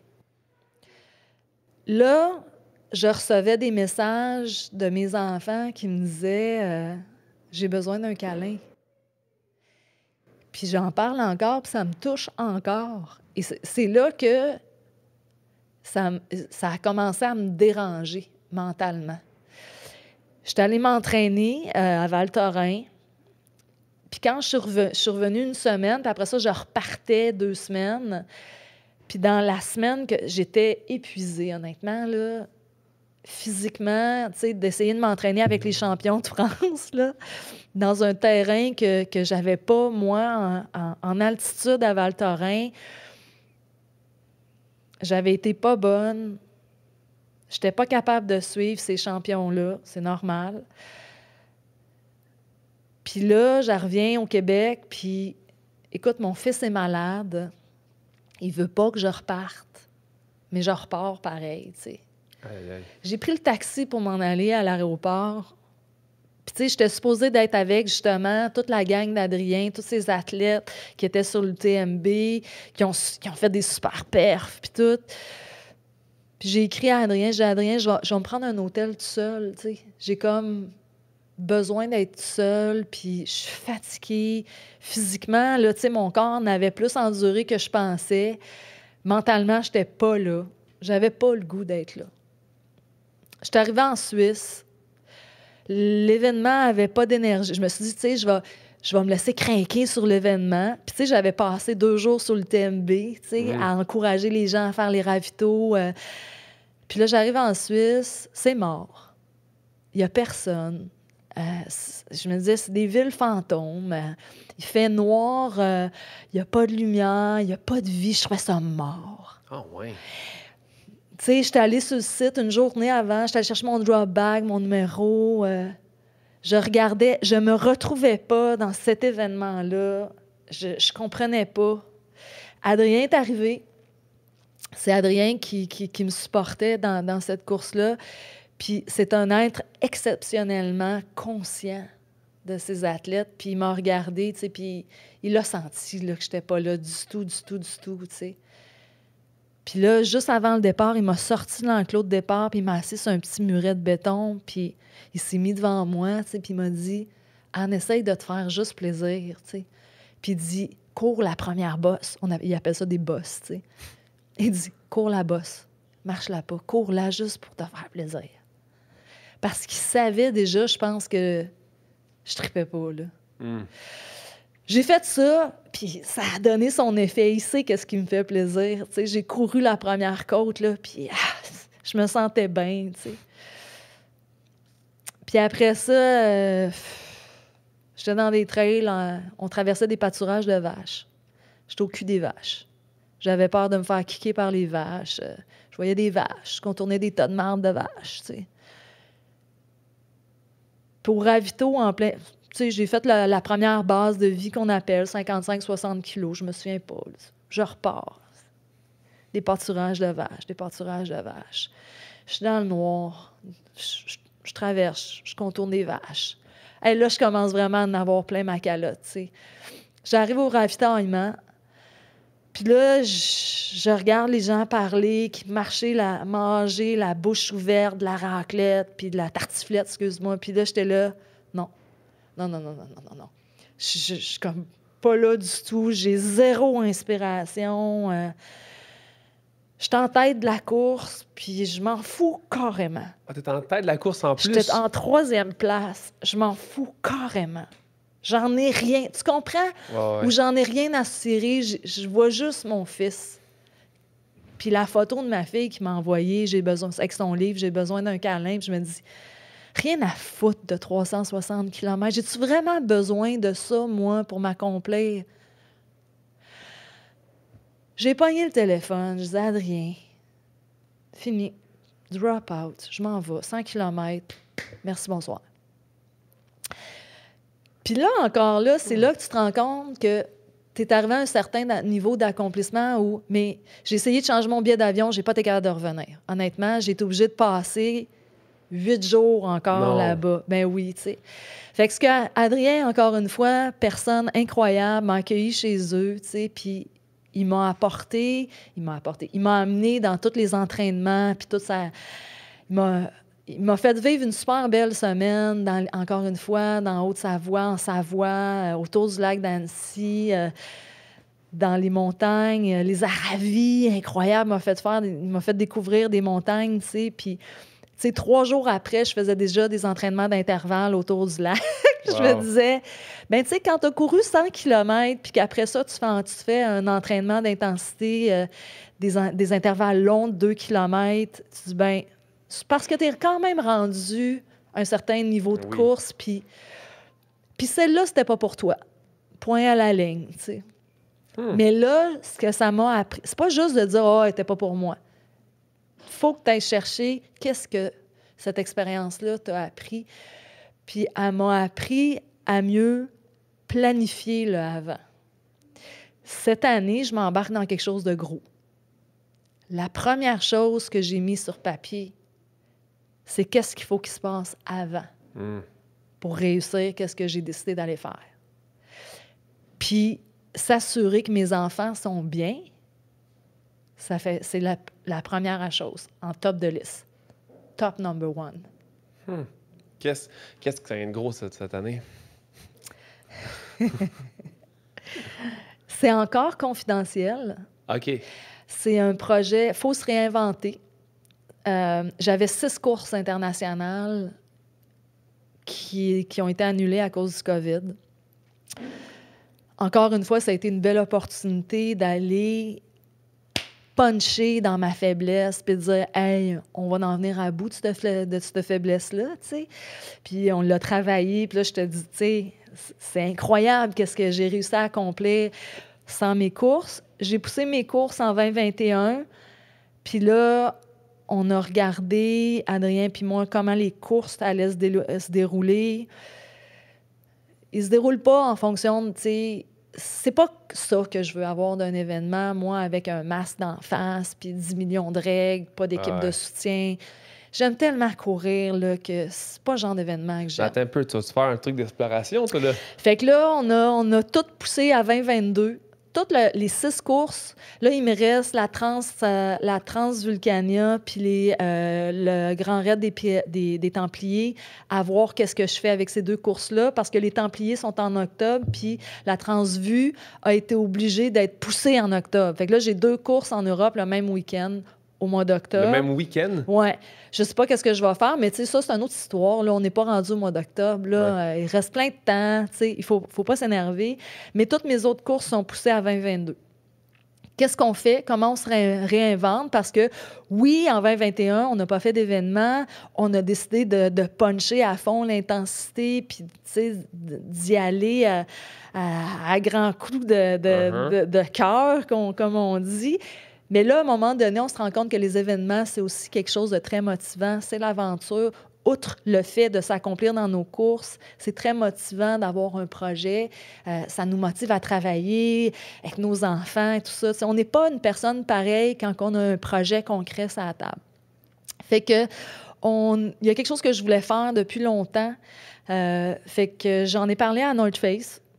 Dis-le, Anne, dis-le! Non, je le dirai pas. Ça fait 5 minutes que je suis comme... Non, je le dirai pas tout de suite. Okay. Fait que je suis allée... Écoute, pour le moment, il y a beaucoup de choses encore qui restent à construire dans le projet, mais l'équipe est en place. Les joueurs clés sont en place. J'ai l'honneur et le privilège d'avoir des gens incroyables dans ce projet-là. Je suis extrêmement choyée. Okay. Et j'espère que ça va être à la hauteur de l'image que j'en ai. Et je le fais pour ce que j'ai à léguer à mes enfants, mais comme inspiration aux générations qui s'en viennent. Et j'espère réussir. OK. Bien, je te le souhaite. Je pense que ça va fonctionner. Vous allez le voir arriver. Il y a un nom, il y a une image. Il y a vraiment des têtes d'affiche là-dedans, puis ça va être le fun. OK. Avec North Face? C'est avec North Face, oui. Mais comment tu fais quand tu as un coureur pour te faire sponsoriser par North Face? Qu'est-ce qui se passe? Est-ce que c'est toi qui demandes d'avoir un sponsor ou c'est eux qui t'approchent? Moi, j'ai eu cette chance-là que ce soit eux qui m'approchent. Okay. C'est quand je me suis mis à gagner des courses. Okay. Tu sais, on ne gagne pas des courses tout de suite, là, mais moi, je me suis mis il y a un été où ça a été comme l'été où je me suis mis à gagner les courses. Puis... il y avait une des athlètes, Sophie, j'oublie son nom de famille, c'est plate. C'est une des premières à avoir fait du trail au Québec. Okay. Elle courait avec North Face. On s'est rencontrés dans une course. On n'avait pas eu la chance de courir en même temps, mais on a super bien connecté. On disait, nous autres, on a juste une vitesse, mais on court longtemps. Puis on a super bien connecté. Ça a été un petit peu une moins bonne course cette journée-là pour elle. Ça a été en fait une course qu'elle a décidé d'accrocher ses souliers. OK. Fait qu'elle a appelé North Face. North Face ont une façon de choisir leurs coureurs un petit peu différemment peut-être que des autres gros sponsors. Donc, elle a appelé North Face et elle a dit « Moi, j'accroche mes souliers, mais si vous voulez remplacer le budget de sponsor cette année, je vous conseille fortement de regarder Anne Bouchard. » Elle m'a écrit sur Messenger. Elle m'a dit « Anne, j'ai écrit à North Face. Je leur ai demandé de te regarder aller. » Ah, mais j'ai dit « C'est super cool, merci beaucoup. » Ça tombait que 2 semaines après cette course-là, je m'en allais en Ontario faire le North Face Endurance Challenge de Blue Mountain. Écoute, je me pointe là, 50K, je me pointe sur la ligne de départ. Puis la personne, je m'en rends même pas compte, la personne à qui je parle, c'est le gars de North Face. T'sais. Wow! Ça tombe que j'ai un manteau North Face que j'ai acheté la journée d'avant à la boutique parce qu'ils font du super stock, tu sais. Puis, je parle au gars, puis tout ça, puis je prends le départ. Puis j'arrive, deuxième femme, puis il est là, puis il dit... Puis là, ben, le commentateur dit « Ah, deuxième femme, Anne Bouchard. » Puis il dit « C'est toi, Anne Bouchard? » Je dis « Ouais. » Ben, il dit « Tu sais, moi, je suis Charles Spina de North Face. » Puis là, tu sais, ça a juste tombé de même. Mais lui, il savait pas. Puis là, on s'est mis à connecter, à jaser. Moi, Rachel Paquette, qui est une athlète cette année, elle est plus sur l'équipe canadienne, mais elle aussi était là. Elle a couru pour North Face pendant des années. Elle était là. On a eu du fun, finalement. Et North Face disait « Hey, Anne, on a un souper pour les athlètes. On aimerait ça t'inviter. » Fait que je me suis ramassée dans ce souper-là. Puis le lendemain, ils m'ont dit, ben écoute, tu sais, laisse-nous te revenir. On aimerait ça t'offrir quelque chose. 3 jours plus tard, j'avais un contrat avec des boîtes de stock qui rentraient chez nous. Ça a juste comme tombé comme ça. Puis c'est vraiment une chance parce que c'est un sponsor qui est un peu différent. C'est une famille, c'est une communauté. Sont sur le dépassement plus que la performance. C'est beau, ça. Ouais. Parce que quand tu fais des courses à l'international, en dehors du pays, justement, Ouais. à la base, si moi, demain matin, je vais m'inscrire à une course en Europe, il faut que je paye mon billet d'avion, il faut que je paye l'inscription. C'est tout ça des dépenses. Mais les Ouais. sponsors, ce qui t'aident, sans donner de détails précis, mais ce qui t'aide à ce niveau-là aussi? Je connais pas les deals des autres. Moi, j'ai vraiment un contrat d'athlète avec un package, un package monétaire, un package de vêtements, des allocations pour des choses, tu sais, ils me donnent, on appelle ça les race kits. North Face fait beaucoup de vêtements qui donnent beaucoup seulement à leurs athlètes. Donc, on a ça, puis on peut avoir besoin, tu sais, de hoodies ou d'autres trucs. Fait qu'ils nous donnent des codes pour qu'on puisse s'acheter qu'est-ce qu'on a de besoin, là. C'est quand même cool d'avoir un sponsor, ça veut dire. Ça peut quand même beaucoup t'aider, là. Ben absolument. Tu sais, juste payer ton coach. Un coach, c'est pas gratuit, là, tu sais. Avant, Adrien, est-ce que tu avais un autre coach? Oui. Moi, je suis pas...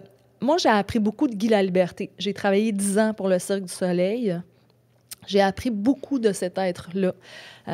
Chacun a son expertise, puis il faut savoir se laisser guider par les experts.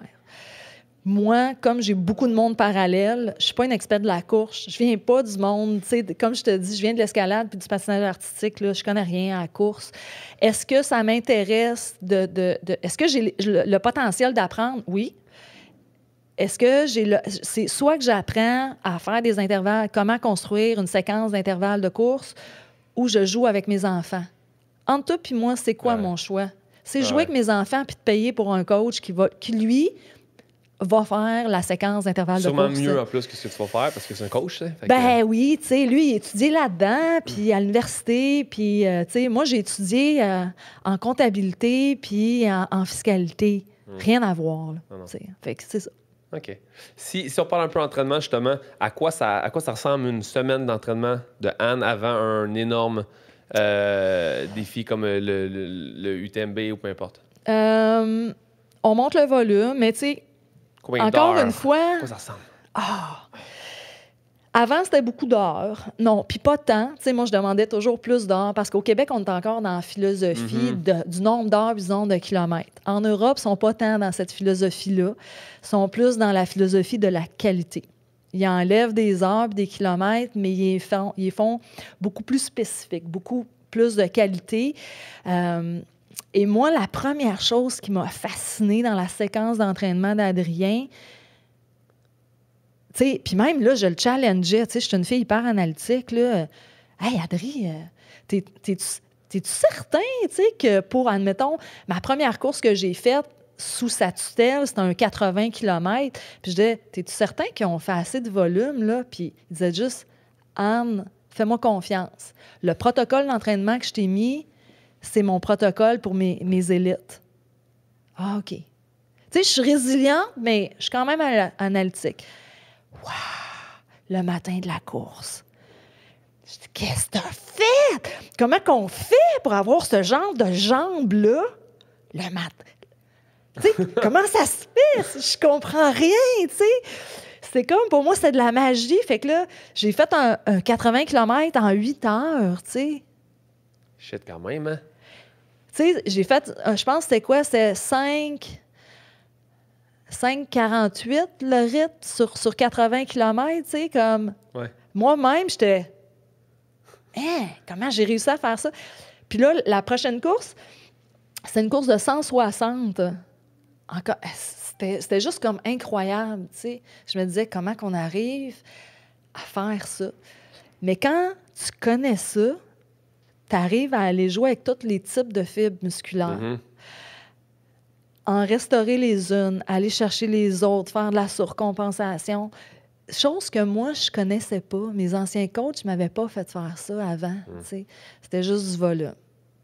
La zone 1, du volume, des kilomètres. Même dans le gym, le volume, c'est pas juste ça. Il y a tellement d'autres aspects. Là. Puis je pense que beaucoup de gens veulent faire beaucoup. Mais souvent, less is more. Il faut que tu réduises un petit peu pour que ce soit spécifique.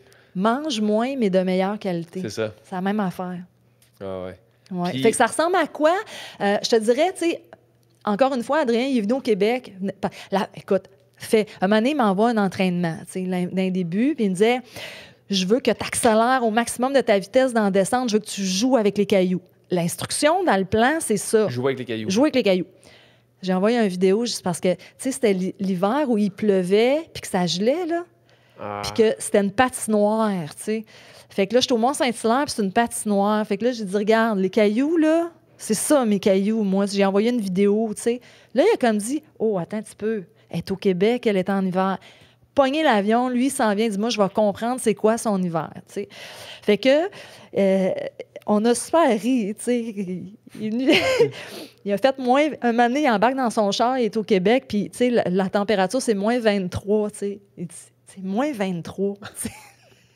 C'est pas la même réalité, là. Vraiment pas la même réalité. Fait que, tu sais, là, il a dit, OK, Anne, elle a comme un 3 mois où il fait fuck all fret. Elle est sur fond de neige ou de glace, ou tu sais, elle n'a pas de bitume adhérent, elle est habillée en ours polaire, fait que là, on va travailler telle affaire. Tu sais, là, je te dirais que je fais des entraînements, on alterne entre la grosse zone 1, tranquille, pépère, à de la grosse intensité du mieux que je peux. C'est pas les plus grosses vitesses que je fais, mais quand tu multiplies les facteurs, le froid et tout ça, mon cœur, il travaille. On y va avec la fréquence cardiaque, tu sais. On est en... Grosso modo, je te dirais qu'une heure et demie par jour average là, d'entraînement.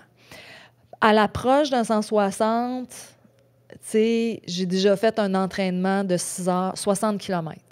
6 heures. Je dis, ben, tu t'en vas, tu sais, tu fais 6 heures.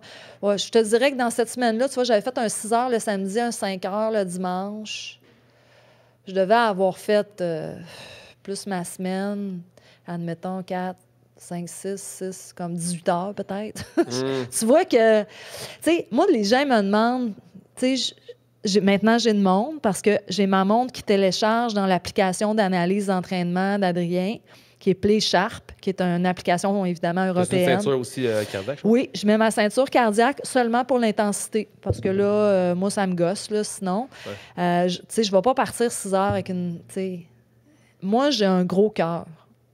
Mon cœur, là, si j'arrive à monter en haut de 130, mettons en zone 1, là, c'est super beau. Tu sais, c'était comme wow, là, tu sais, c'est forcé. Tu sais, la plus haute, je pense, fréquence cardiaque qu'on a vue, c'est 161, là. OK. Puis, tu sais, à 161, là, c'est sky high, là. Ouais. On rit, là. Tu sais, j'ai un cœur de patate, qu'on dit. Mais, fait que, tu sais, je mets ma ceinture cardiaque, en tout cas, fait que, tu sais, ça l'enregistre, ça télécharge dans l'application. Moi, je fais stop, enregistrer, je garoche la montre en arrière. Rien à foutre. Mais tu sais, au Kenya, mettons, ce que les élites de marathon, puis ces gens-là ne courent pas de montre, là. Ah non, ils vont totalement aux sensations. Oui, ils vont vraiment au feeling de leur corps. Puis, tu sais, oui, il y a une certaine technologie, mais j'ai écouté plein de vidéos là-dessus, puis les gens, ils courent, là. Ils courent. C'est la meilleure façon, après ça, plus tu es connecté à tes sensations, plus tu gères tes up puis tes down. Au lieu de faire, je suis à combien à mon cœur, là? OK, là, je suis trop. OK, non, là, je suis trop bas. Non. Je pense que peut-être un mélange des deux serait, comme tu fais, serait pas mal l'idéal. Tu sais, moi, avant, c'était important que j'arrive à gérer la montre. Parce que, comme je ne maîtrise pas la notion de temps, c'était un facteur de stress pour moi, beaucoup, le temps. Tu sais, quand je me suis mis à courir, tu sais, j'ai gagné une Sunto, une super montre, tu sais, puis je me dis, OK, je vais courir avec une montre, tu sais. C'était devenu un élément stressant. Ouais. J'ai été obligée de la mettre de côté. Tu sais, quand j'ai fait l'UTMB, là, guess what? J'avais une petite montre Timex chrono, là. Il n'y avait pas de montre GPS, truc machin. Je connaissais J'avais appris le parcours par cœur. Je savais que quand j'arrivais à Courmayeur, j'étais à 80, que j'arrivais à tel ravito, j'étais à 7. Je savais mon parcours par cœur. J'avais pas besoin là, d'avoir une montre chrono. J'avais juste besoin de quelque chose qui sonnait me dire « Hey, c'est le temps de manger ». Parce que moi, j'oublie de manger puis j'oublie de boire. Si tu veux pas bunker, à un moment donné, il faut que tu fasses ça. J'avais juste ça. Maintenant, je prends la montre, je la mets dans mon sac, juste pour qu'elle enregistre l'entraînement. C'est fou, ça. Ouais. Mais je pense que tu te connais beaucoup plus, tu sais, Ouais. en faisant ça. Mais il faut pas que... Tu sais, puis il faut plus que je me laisse... Je connais l'aspect négatif. Tu sais, des fois, je pars... Puis, admettons, là, il a neigé, ça défonce, ça cale, je travaille fort. Puis là, je me dis, je suis à 5,34 du kilo, tu sais. Puis là, je suis comme, hey, veux-tu bien te calmer le pompon? OK? On s'en fout, tu sais. Puis hier, je suis partie pour, j'ai appelé ça une balade dominicale. Tu sais, j'étais dans la boîte pendant 20 km, j'ai fini ça à 5,01 du kilo. Ah! Big deal pour aujourd'hui. C'était bon.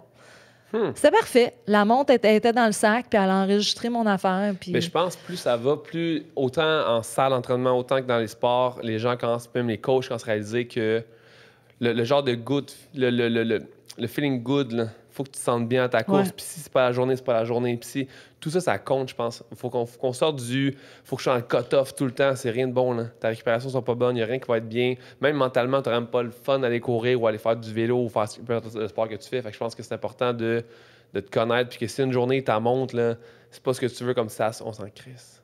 Tu as fait ta course, tu es sorti, tu as fait tes trucs. Au pire, après-demain, tu te reprendras. Puis that's it.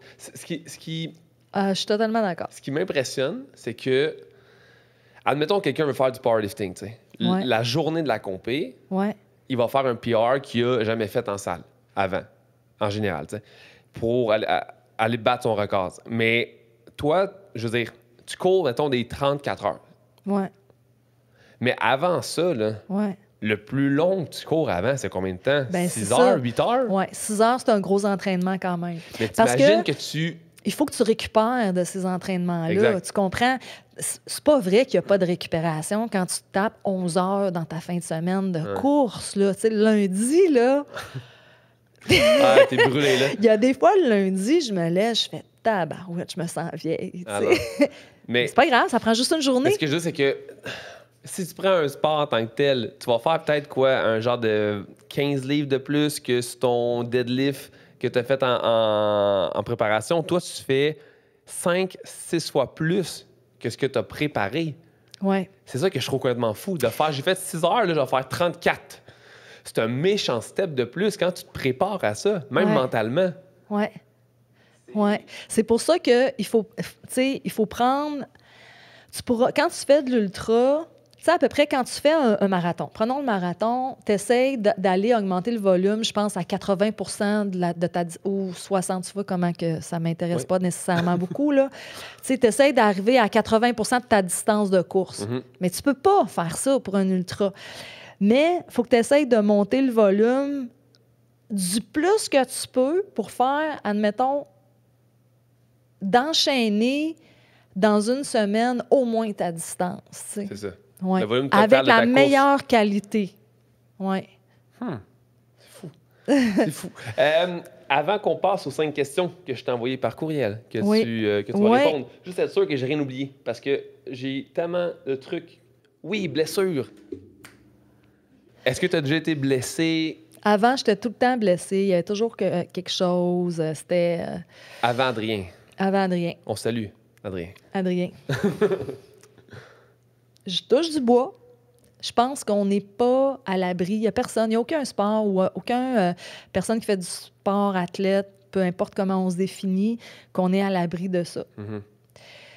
Je trouve ça quand même incroyable de m'entraîner encore une fois avec toujours plus d'intensité, toujours plus d'heures, toujours plus de kilomètres et d'être toujours mieux. Ouais. En fait, de ne pas avoir ça. De ne pas vivre... c'est le fun de ne pas avoir à vivre les blessures. C'est quoi la plus grande blessure que tu as eu à traverser? Je te dirais que la plus grande blessure... J'ai eu 3 types de blessures. J'ai eu une cheville. J'ai eu aussi... une fois, je me suis tournée une cheville puis je me suis déplacée le haut de la tête de l'os. Ça n'a pas duré longtemps, par exemple, mais ça a été un peu incommodant. Le pire que j'ai eu, c'est une bandelette. Ah oui, ouais. Ça fait mal, ça. Ça a été tough parce que ça prend du temps à revenir. Tu peux pas courir. Tu deviens À un certain niveau, j'étais agressive. Ouais. Ça fâche. Combien de temps ça t'a pris de t'en remettre? Ça m'a pris... la bandelette est apparue par... Il n'y a pas eu de signe précurseur. OK.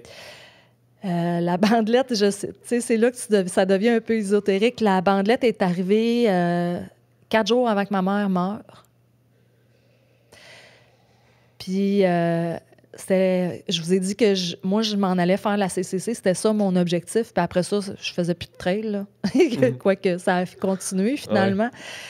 Mais, fait qu'elle a arrêté avec la CCC. Fait que le matin de la CCC, j'avais encore une bandelette. Puis ça faisait 1 mois et demi que je m'entraînais pas. Mais j'étais obligée. C'était mon tu sais, c'est dur de rentrer sur ces courses-là. J'étais rendue à mon objectif. J'avais pas le choix. Il fallait que je prenne le départ de la course. On le voit dans le documentaire Les Ultras qui sont venus me filmer là-bas. Quand les images de Caroline Côté sur la CCC montrent bien que, tu sais, je suis toute tépée de la bandelette.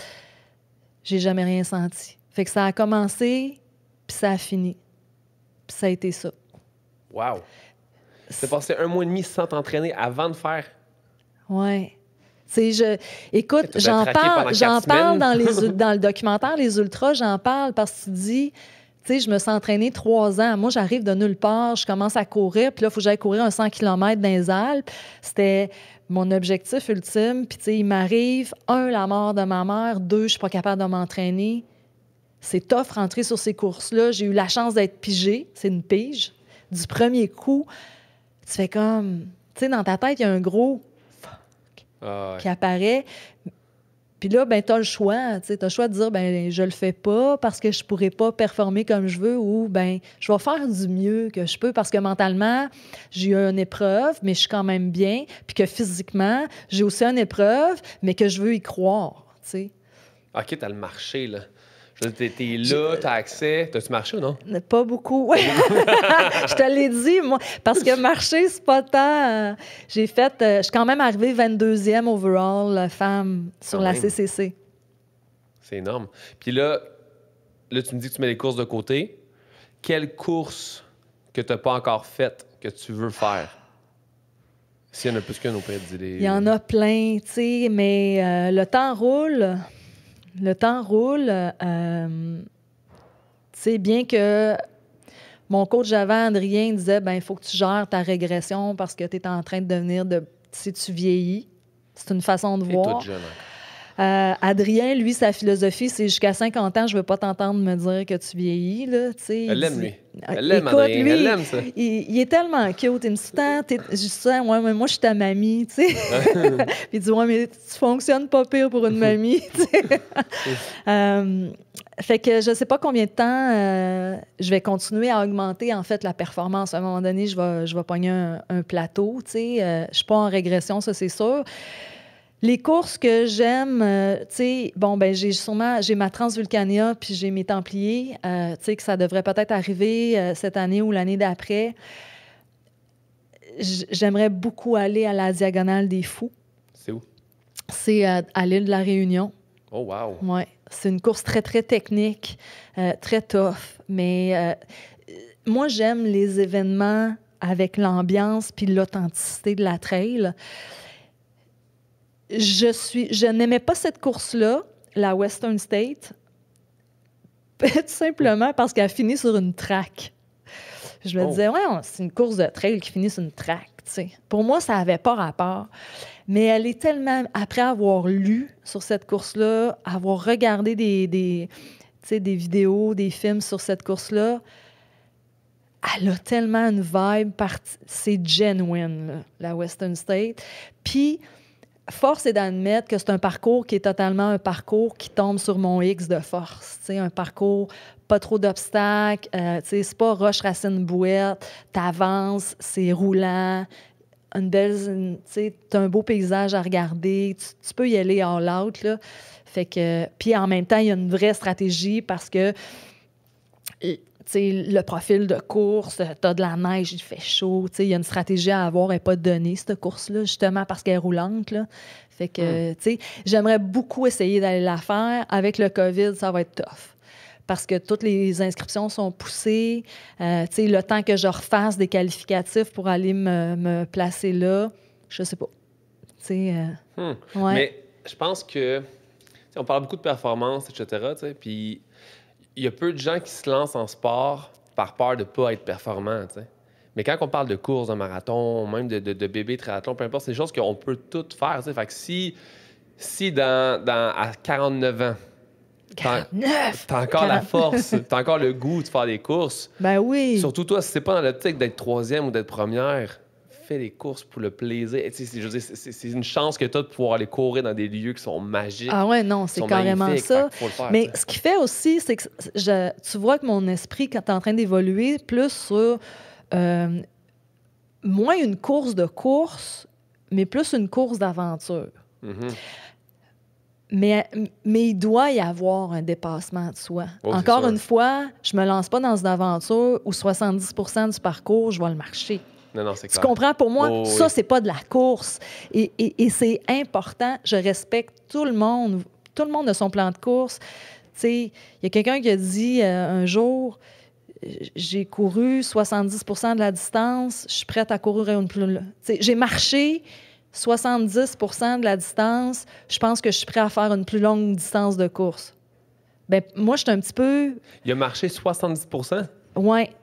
c'est ça. Mais pour lui, il a réussi, donc il est prêt à faire une course d'une plus longue distance.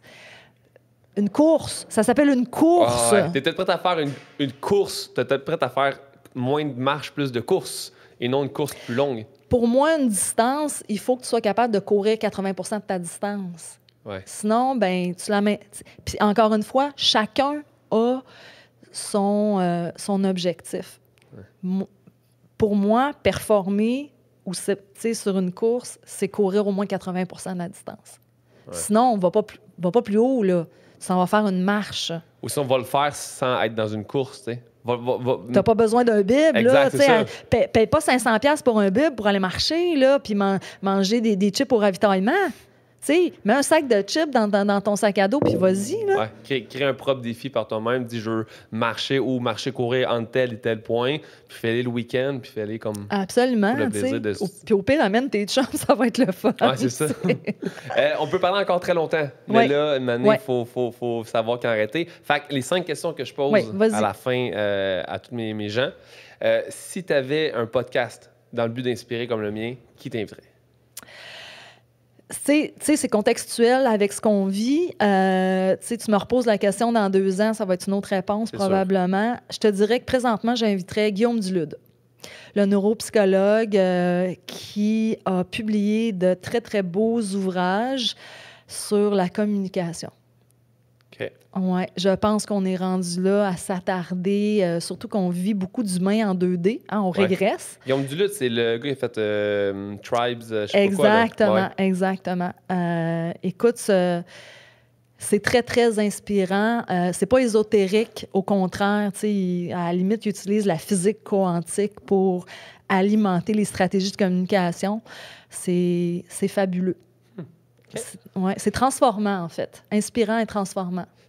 Si tu pouvais dessiner sur une toile ce que signifie le bonheur pour toi, qu'est-ce que serait sur ta toile? Encore une fois, tu me demandes ça, dans 2 ans, je vais te dire d'autres choses. Mais les enfants vont être là.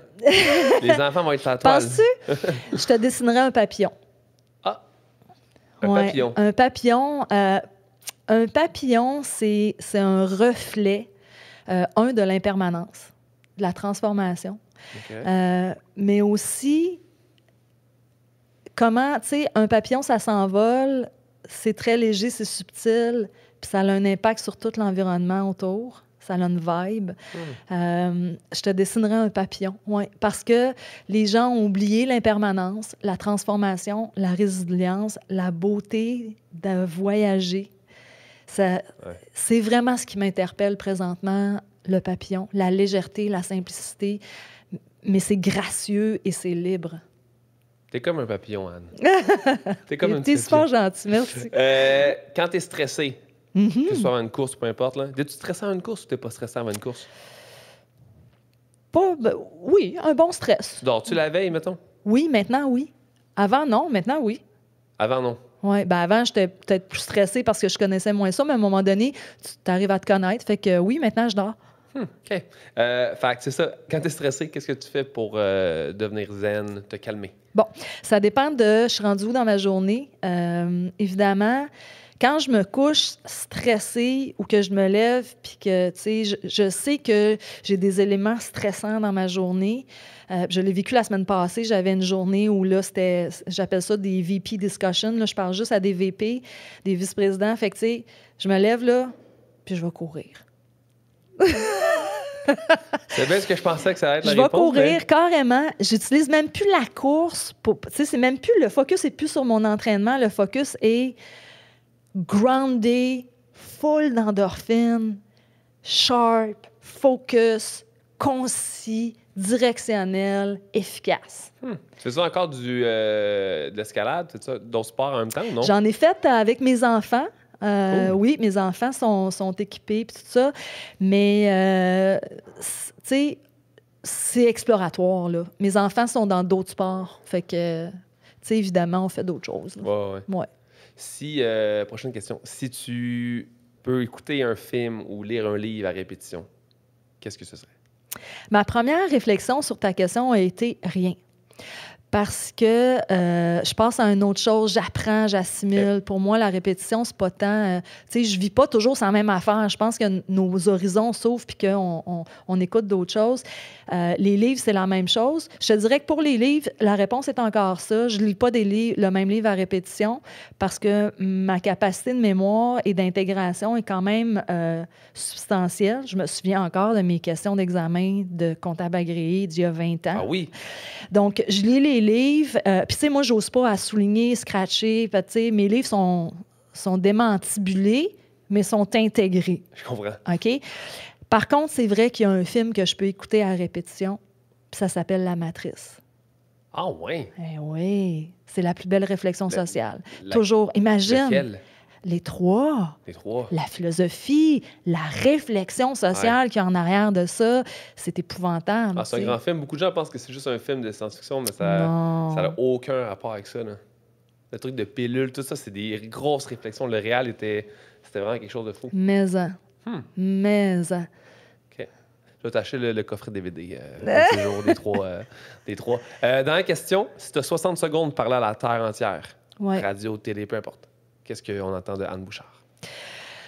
J'aimerais convaincre les gens de se lancer un défi, de déconnecter du cloud Mhm. et de reconnecter le ground. Beau. 1 heure par jour. Pour 1 mois. Tu sais, les gens, maintenant, c'est ça, là, ça se lance des défis. Pas d'alcool pendant Pendant un 1 mois. mois. Essaye 1 heure par jour de ne pas utiliser ton téléphone, de ne pas aller sur les réseaux sociaux, de ne pas aller sneaker sur tes amis Facebook pendant 1 heure. Par contre, tu mets tes souliers et tu vas dehors. Puis là, je te parle pas de courir. Je te parle d'aller t'asseoir sur un banc de parc puis de regarder. Ground, lâche le cloud, ground. C'est Reconnecter. C'est fou parce que depuis quasiment 2 mois, là, il y a des matins qu'il y a échec, là, mais je passe jusqu'à 11 h le matin, pas de téléphone. C'est génial. Hein? Jamais rien, jamais. Même j'ai des courriels, je regarde rien parce que sinon, tout de suite, je commence à voir des trucs, puis là, mon cerveau se met à bouger. Puis Ouais. je passe jusqu'à 11 h, pas de téléphone. J'ai un livre le matin avec mon café tranquille, je vais marcher dehors, je rentre. Des fois, j'ai le goût de checker, mais je check pas, je fais d'autres trucs. Ouais. Des trucs un peu plus artistiques, je m'en fous, je prépare le podcast. Mais tu sais, jamais je prends mon téléphone, ça me fait tellement du bien. Là. Ça m'enlève tellement un stress. Incroyable. Puis, tu sais, souvent, là, moi, ben là, avec l'hiver, ce que je fais, c'est que je me lève encore à 4h30, mais je travaille jusqu'à 7h. Je laisse le soleil arriver. J'aime ça aller courir quand même au soleil. Tu sais, quand il fait -20, le soleil, c'est toujours le fun. Là. Ouais. Fait que je travaille jusqu'à 7h. Puis c'est mon heure et demie de travail la plus productive. Parce que je suis pas déviée, j'ai personne qui m'appelle, je vois pas les courriels qui rentrent. Il y a personne qui me drag outside of what I'm doing. Puis c'est vraiment... Fait que c'est la même chose. Aujourd'hui, on est bombardé. Ouais. C'est un bombardement, donc il faut absolument mettre des boucliers là, pour avancer. Mais se lever tôt, c'est un méchant bouclier parce que même si tu as ton téléphone, quand tu te lèves à 5 h du matin, t'as pas de courriel qui rentre à 5 h du matin. Tu as dû regarder avant de te coucher le soir.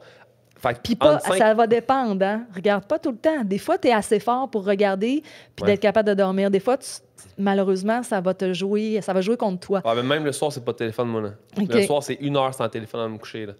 Des fois, c'est une demi-heure. Des fois, c'est 15 minutes. Mais j'essaie le plus. On n'est pas parfait. Là. Je présente tout le monde. Moi, c'est 1 heure. Pas de ben non, des fois, ça arrive, comme hier soir, que j'ai mon téléphone parce que j'entendais quelque chose. Mais tu sais, en bout de ligne, 1 heure, pas de téléphone. Tu te couches, tu te lèves entre 5 et 7. C'est pas pour rien que les gens qui sont souvent successful dans ce qu'ils font, ils se lèvent de bonne heure.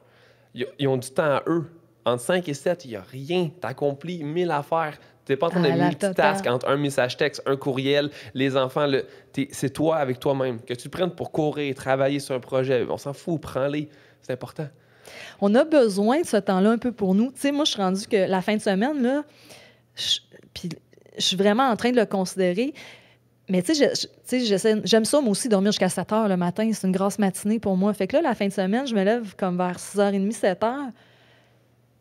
Puis j'ai cette insatisfaction-là que je manque de temps là, dans ma journée. Là. Ah, moi aussi, j'ai ça. Comment ils font le monde? Puis là, tu sais, je me vois vers 2-3 heures, j'ai pas eu le temps de faire tout ce que je voulais faire. Puis tu sais, puis là, je dis à mon chum, comment ils font le monde quand ils se lèvent à 10 heures? Puis tu sais, je pogne les nerfs. Ouais. Puis là, je me dis, ben, continue à te lever à 4h30, même si c'est samedi. Qui a dit que parce que c'était samedi, que c'était correct? C'est pour la vie sociale que c'est un peu plus plate parce que, tu sais, si t'as, ben, pas en ce moment, là, mais des soupers, des trucs comme ça, c'est plate de partir à 8 h le soir parce que tu te couches vers 10, tu sais. Il y a juste ça qui vient un peu le week-end, mais en même temps, tu sais sûrement qu'il y a des matins, le week-end, tu te lèves à 5 pareil, là, parce que c'est un réflexe. Tu te lèves 5 jours semaine à cette heure-là. C'est sûr que le week-end, c'est pas bon de commencer à changer ton cycle de sommeil le week-end. Ça vient tout fucker tes trucs, tu sais.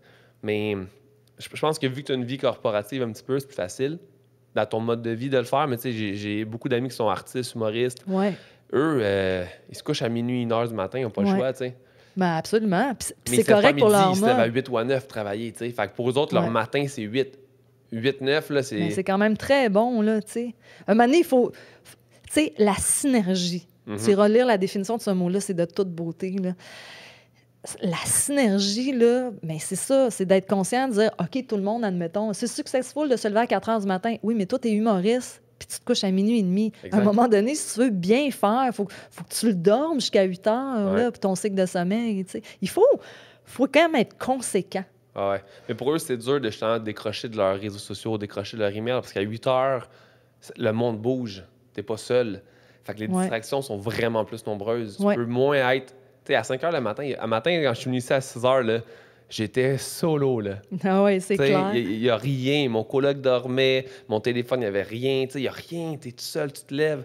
Fait que quand tu te lèves à 8 h le matin, il y a plus de chances que tu sois un peu comme distrait par 10 000 affaires, là. Mais, absolument. Anne, ce fut très intéressant. Merci. Je te le répète encore, tu es une inspiration. Ben, merci beaucoup. Je suis convaincu qu'il y a plein de gens. Là, en ce moment, je vais m'entraîner après, mais j'ai le goût d'aller courir dehors. Juste parce que tu étais là, parce que je me dis, crime. Tu sais, je suis pas un fan de course, mais de voir qu'il y a des gens qui courent autant, ça me rend vraiment, vraiment, vraiment impressionné. Puis je pense que cet été, je vais courir. Ben, merci beaucoup. Si tu viens à Bromont. Ben, c'est ce là j'irais faire des trails, je pense, parce que autre Bromont, Saint-Hilaire. Bromont, c'est-tu mieux que Saint-Hilaire? C'est plus tranquille? On se dit rien? Viens faire un tour. Bromont, je serai. Fait que merci beaucoup, Anne. Bye. Bye bye.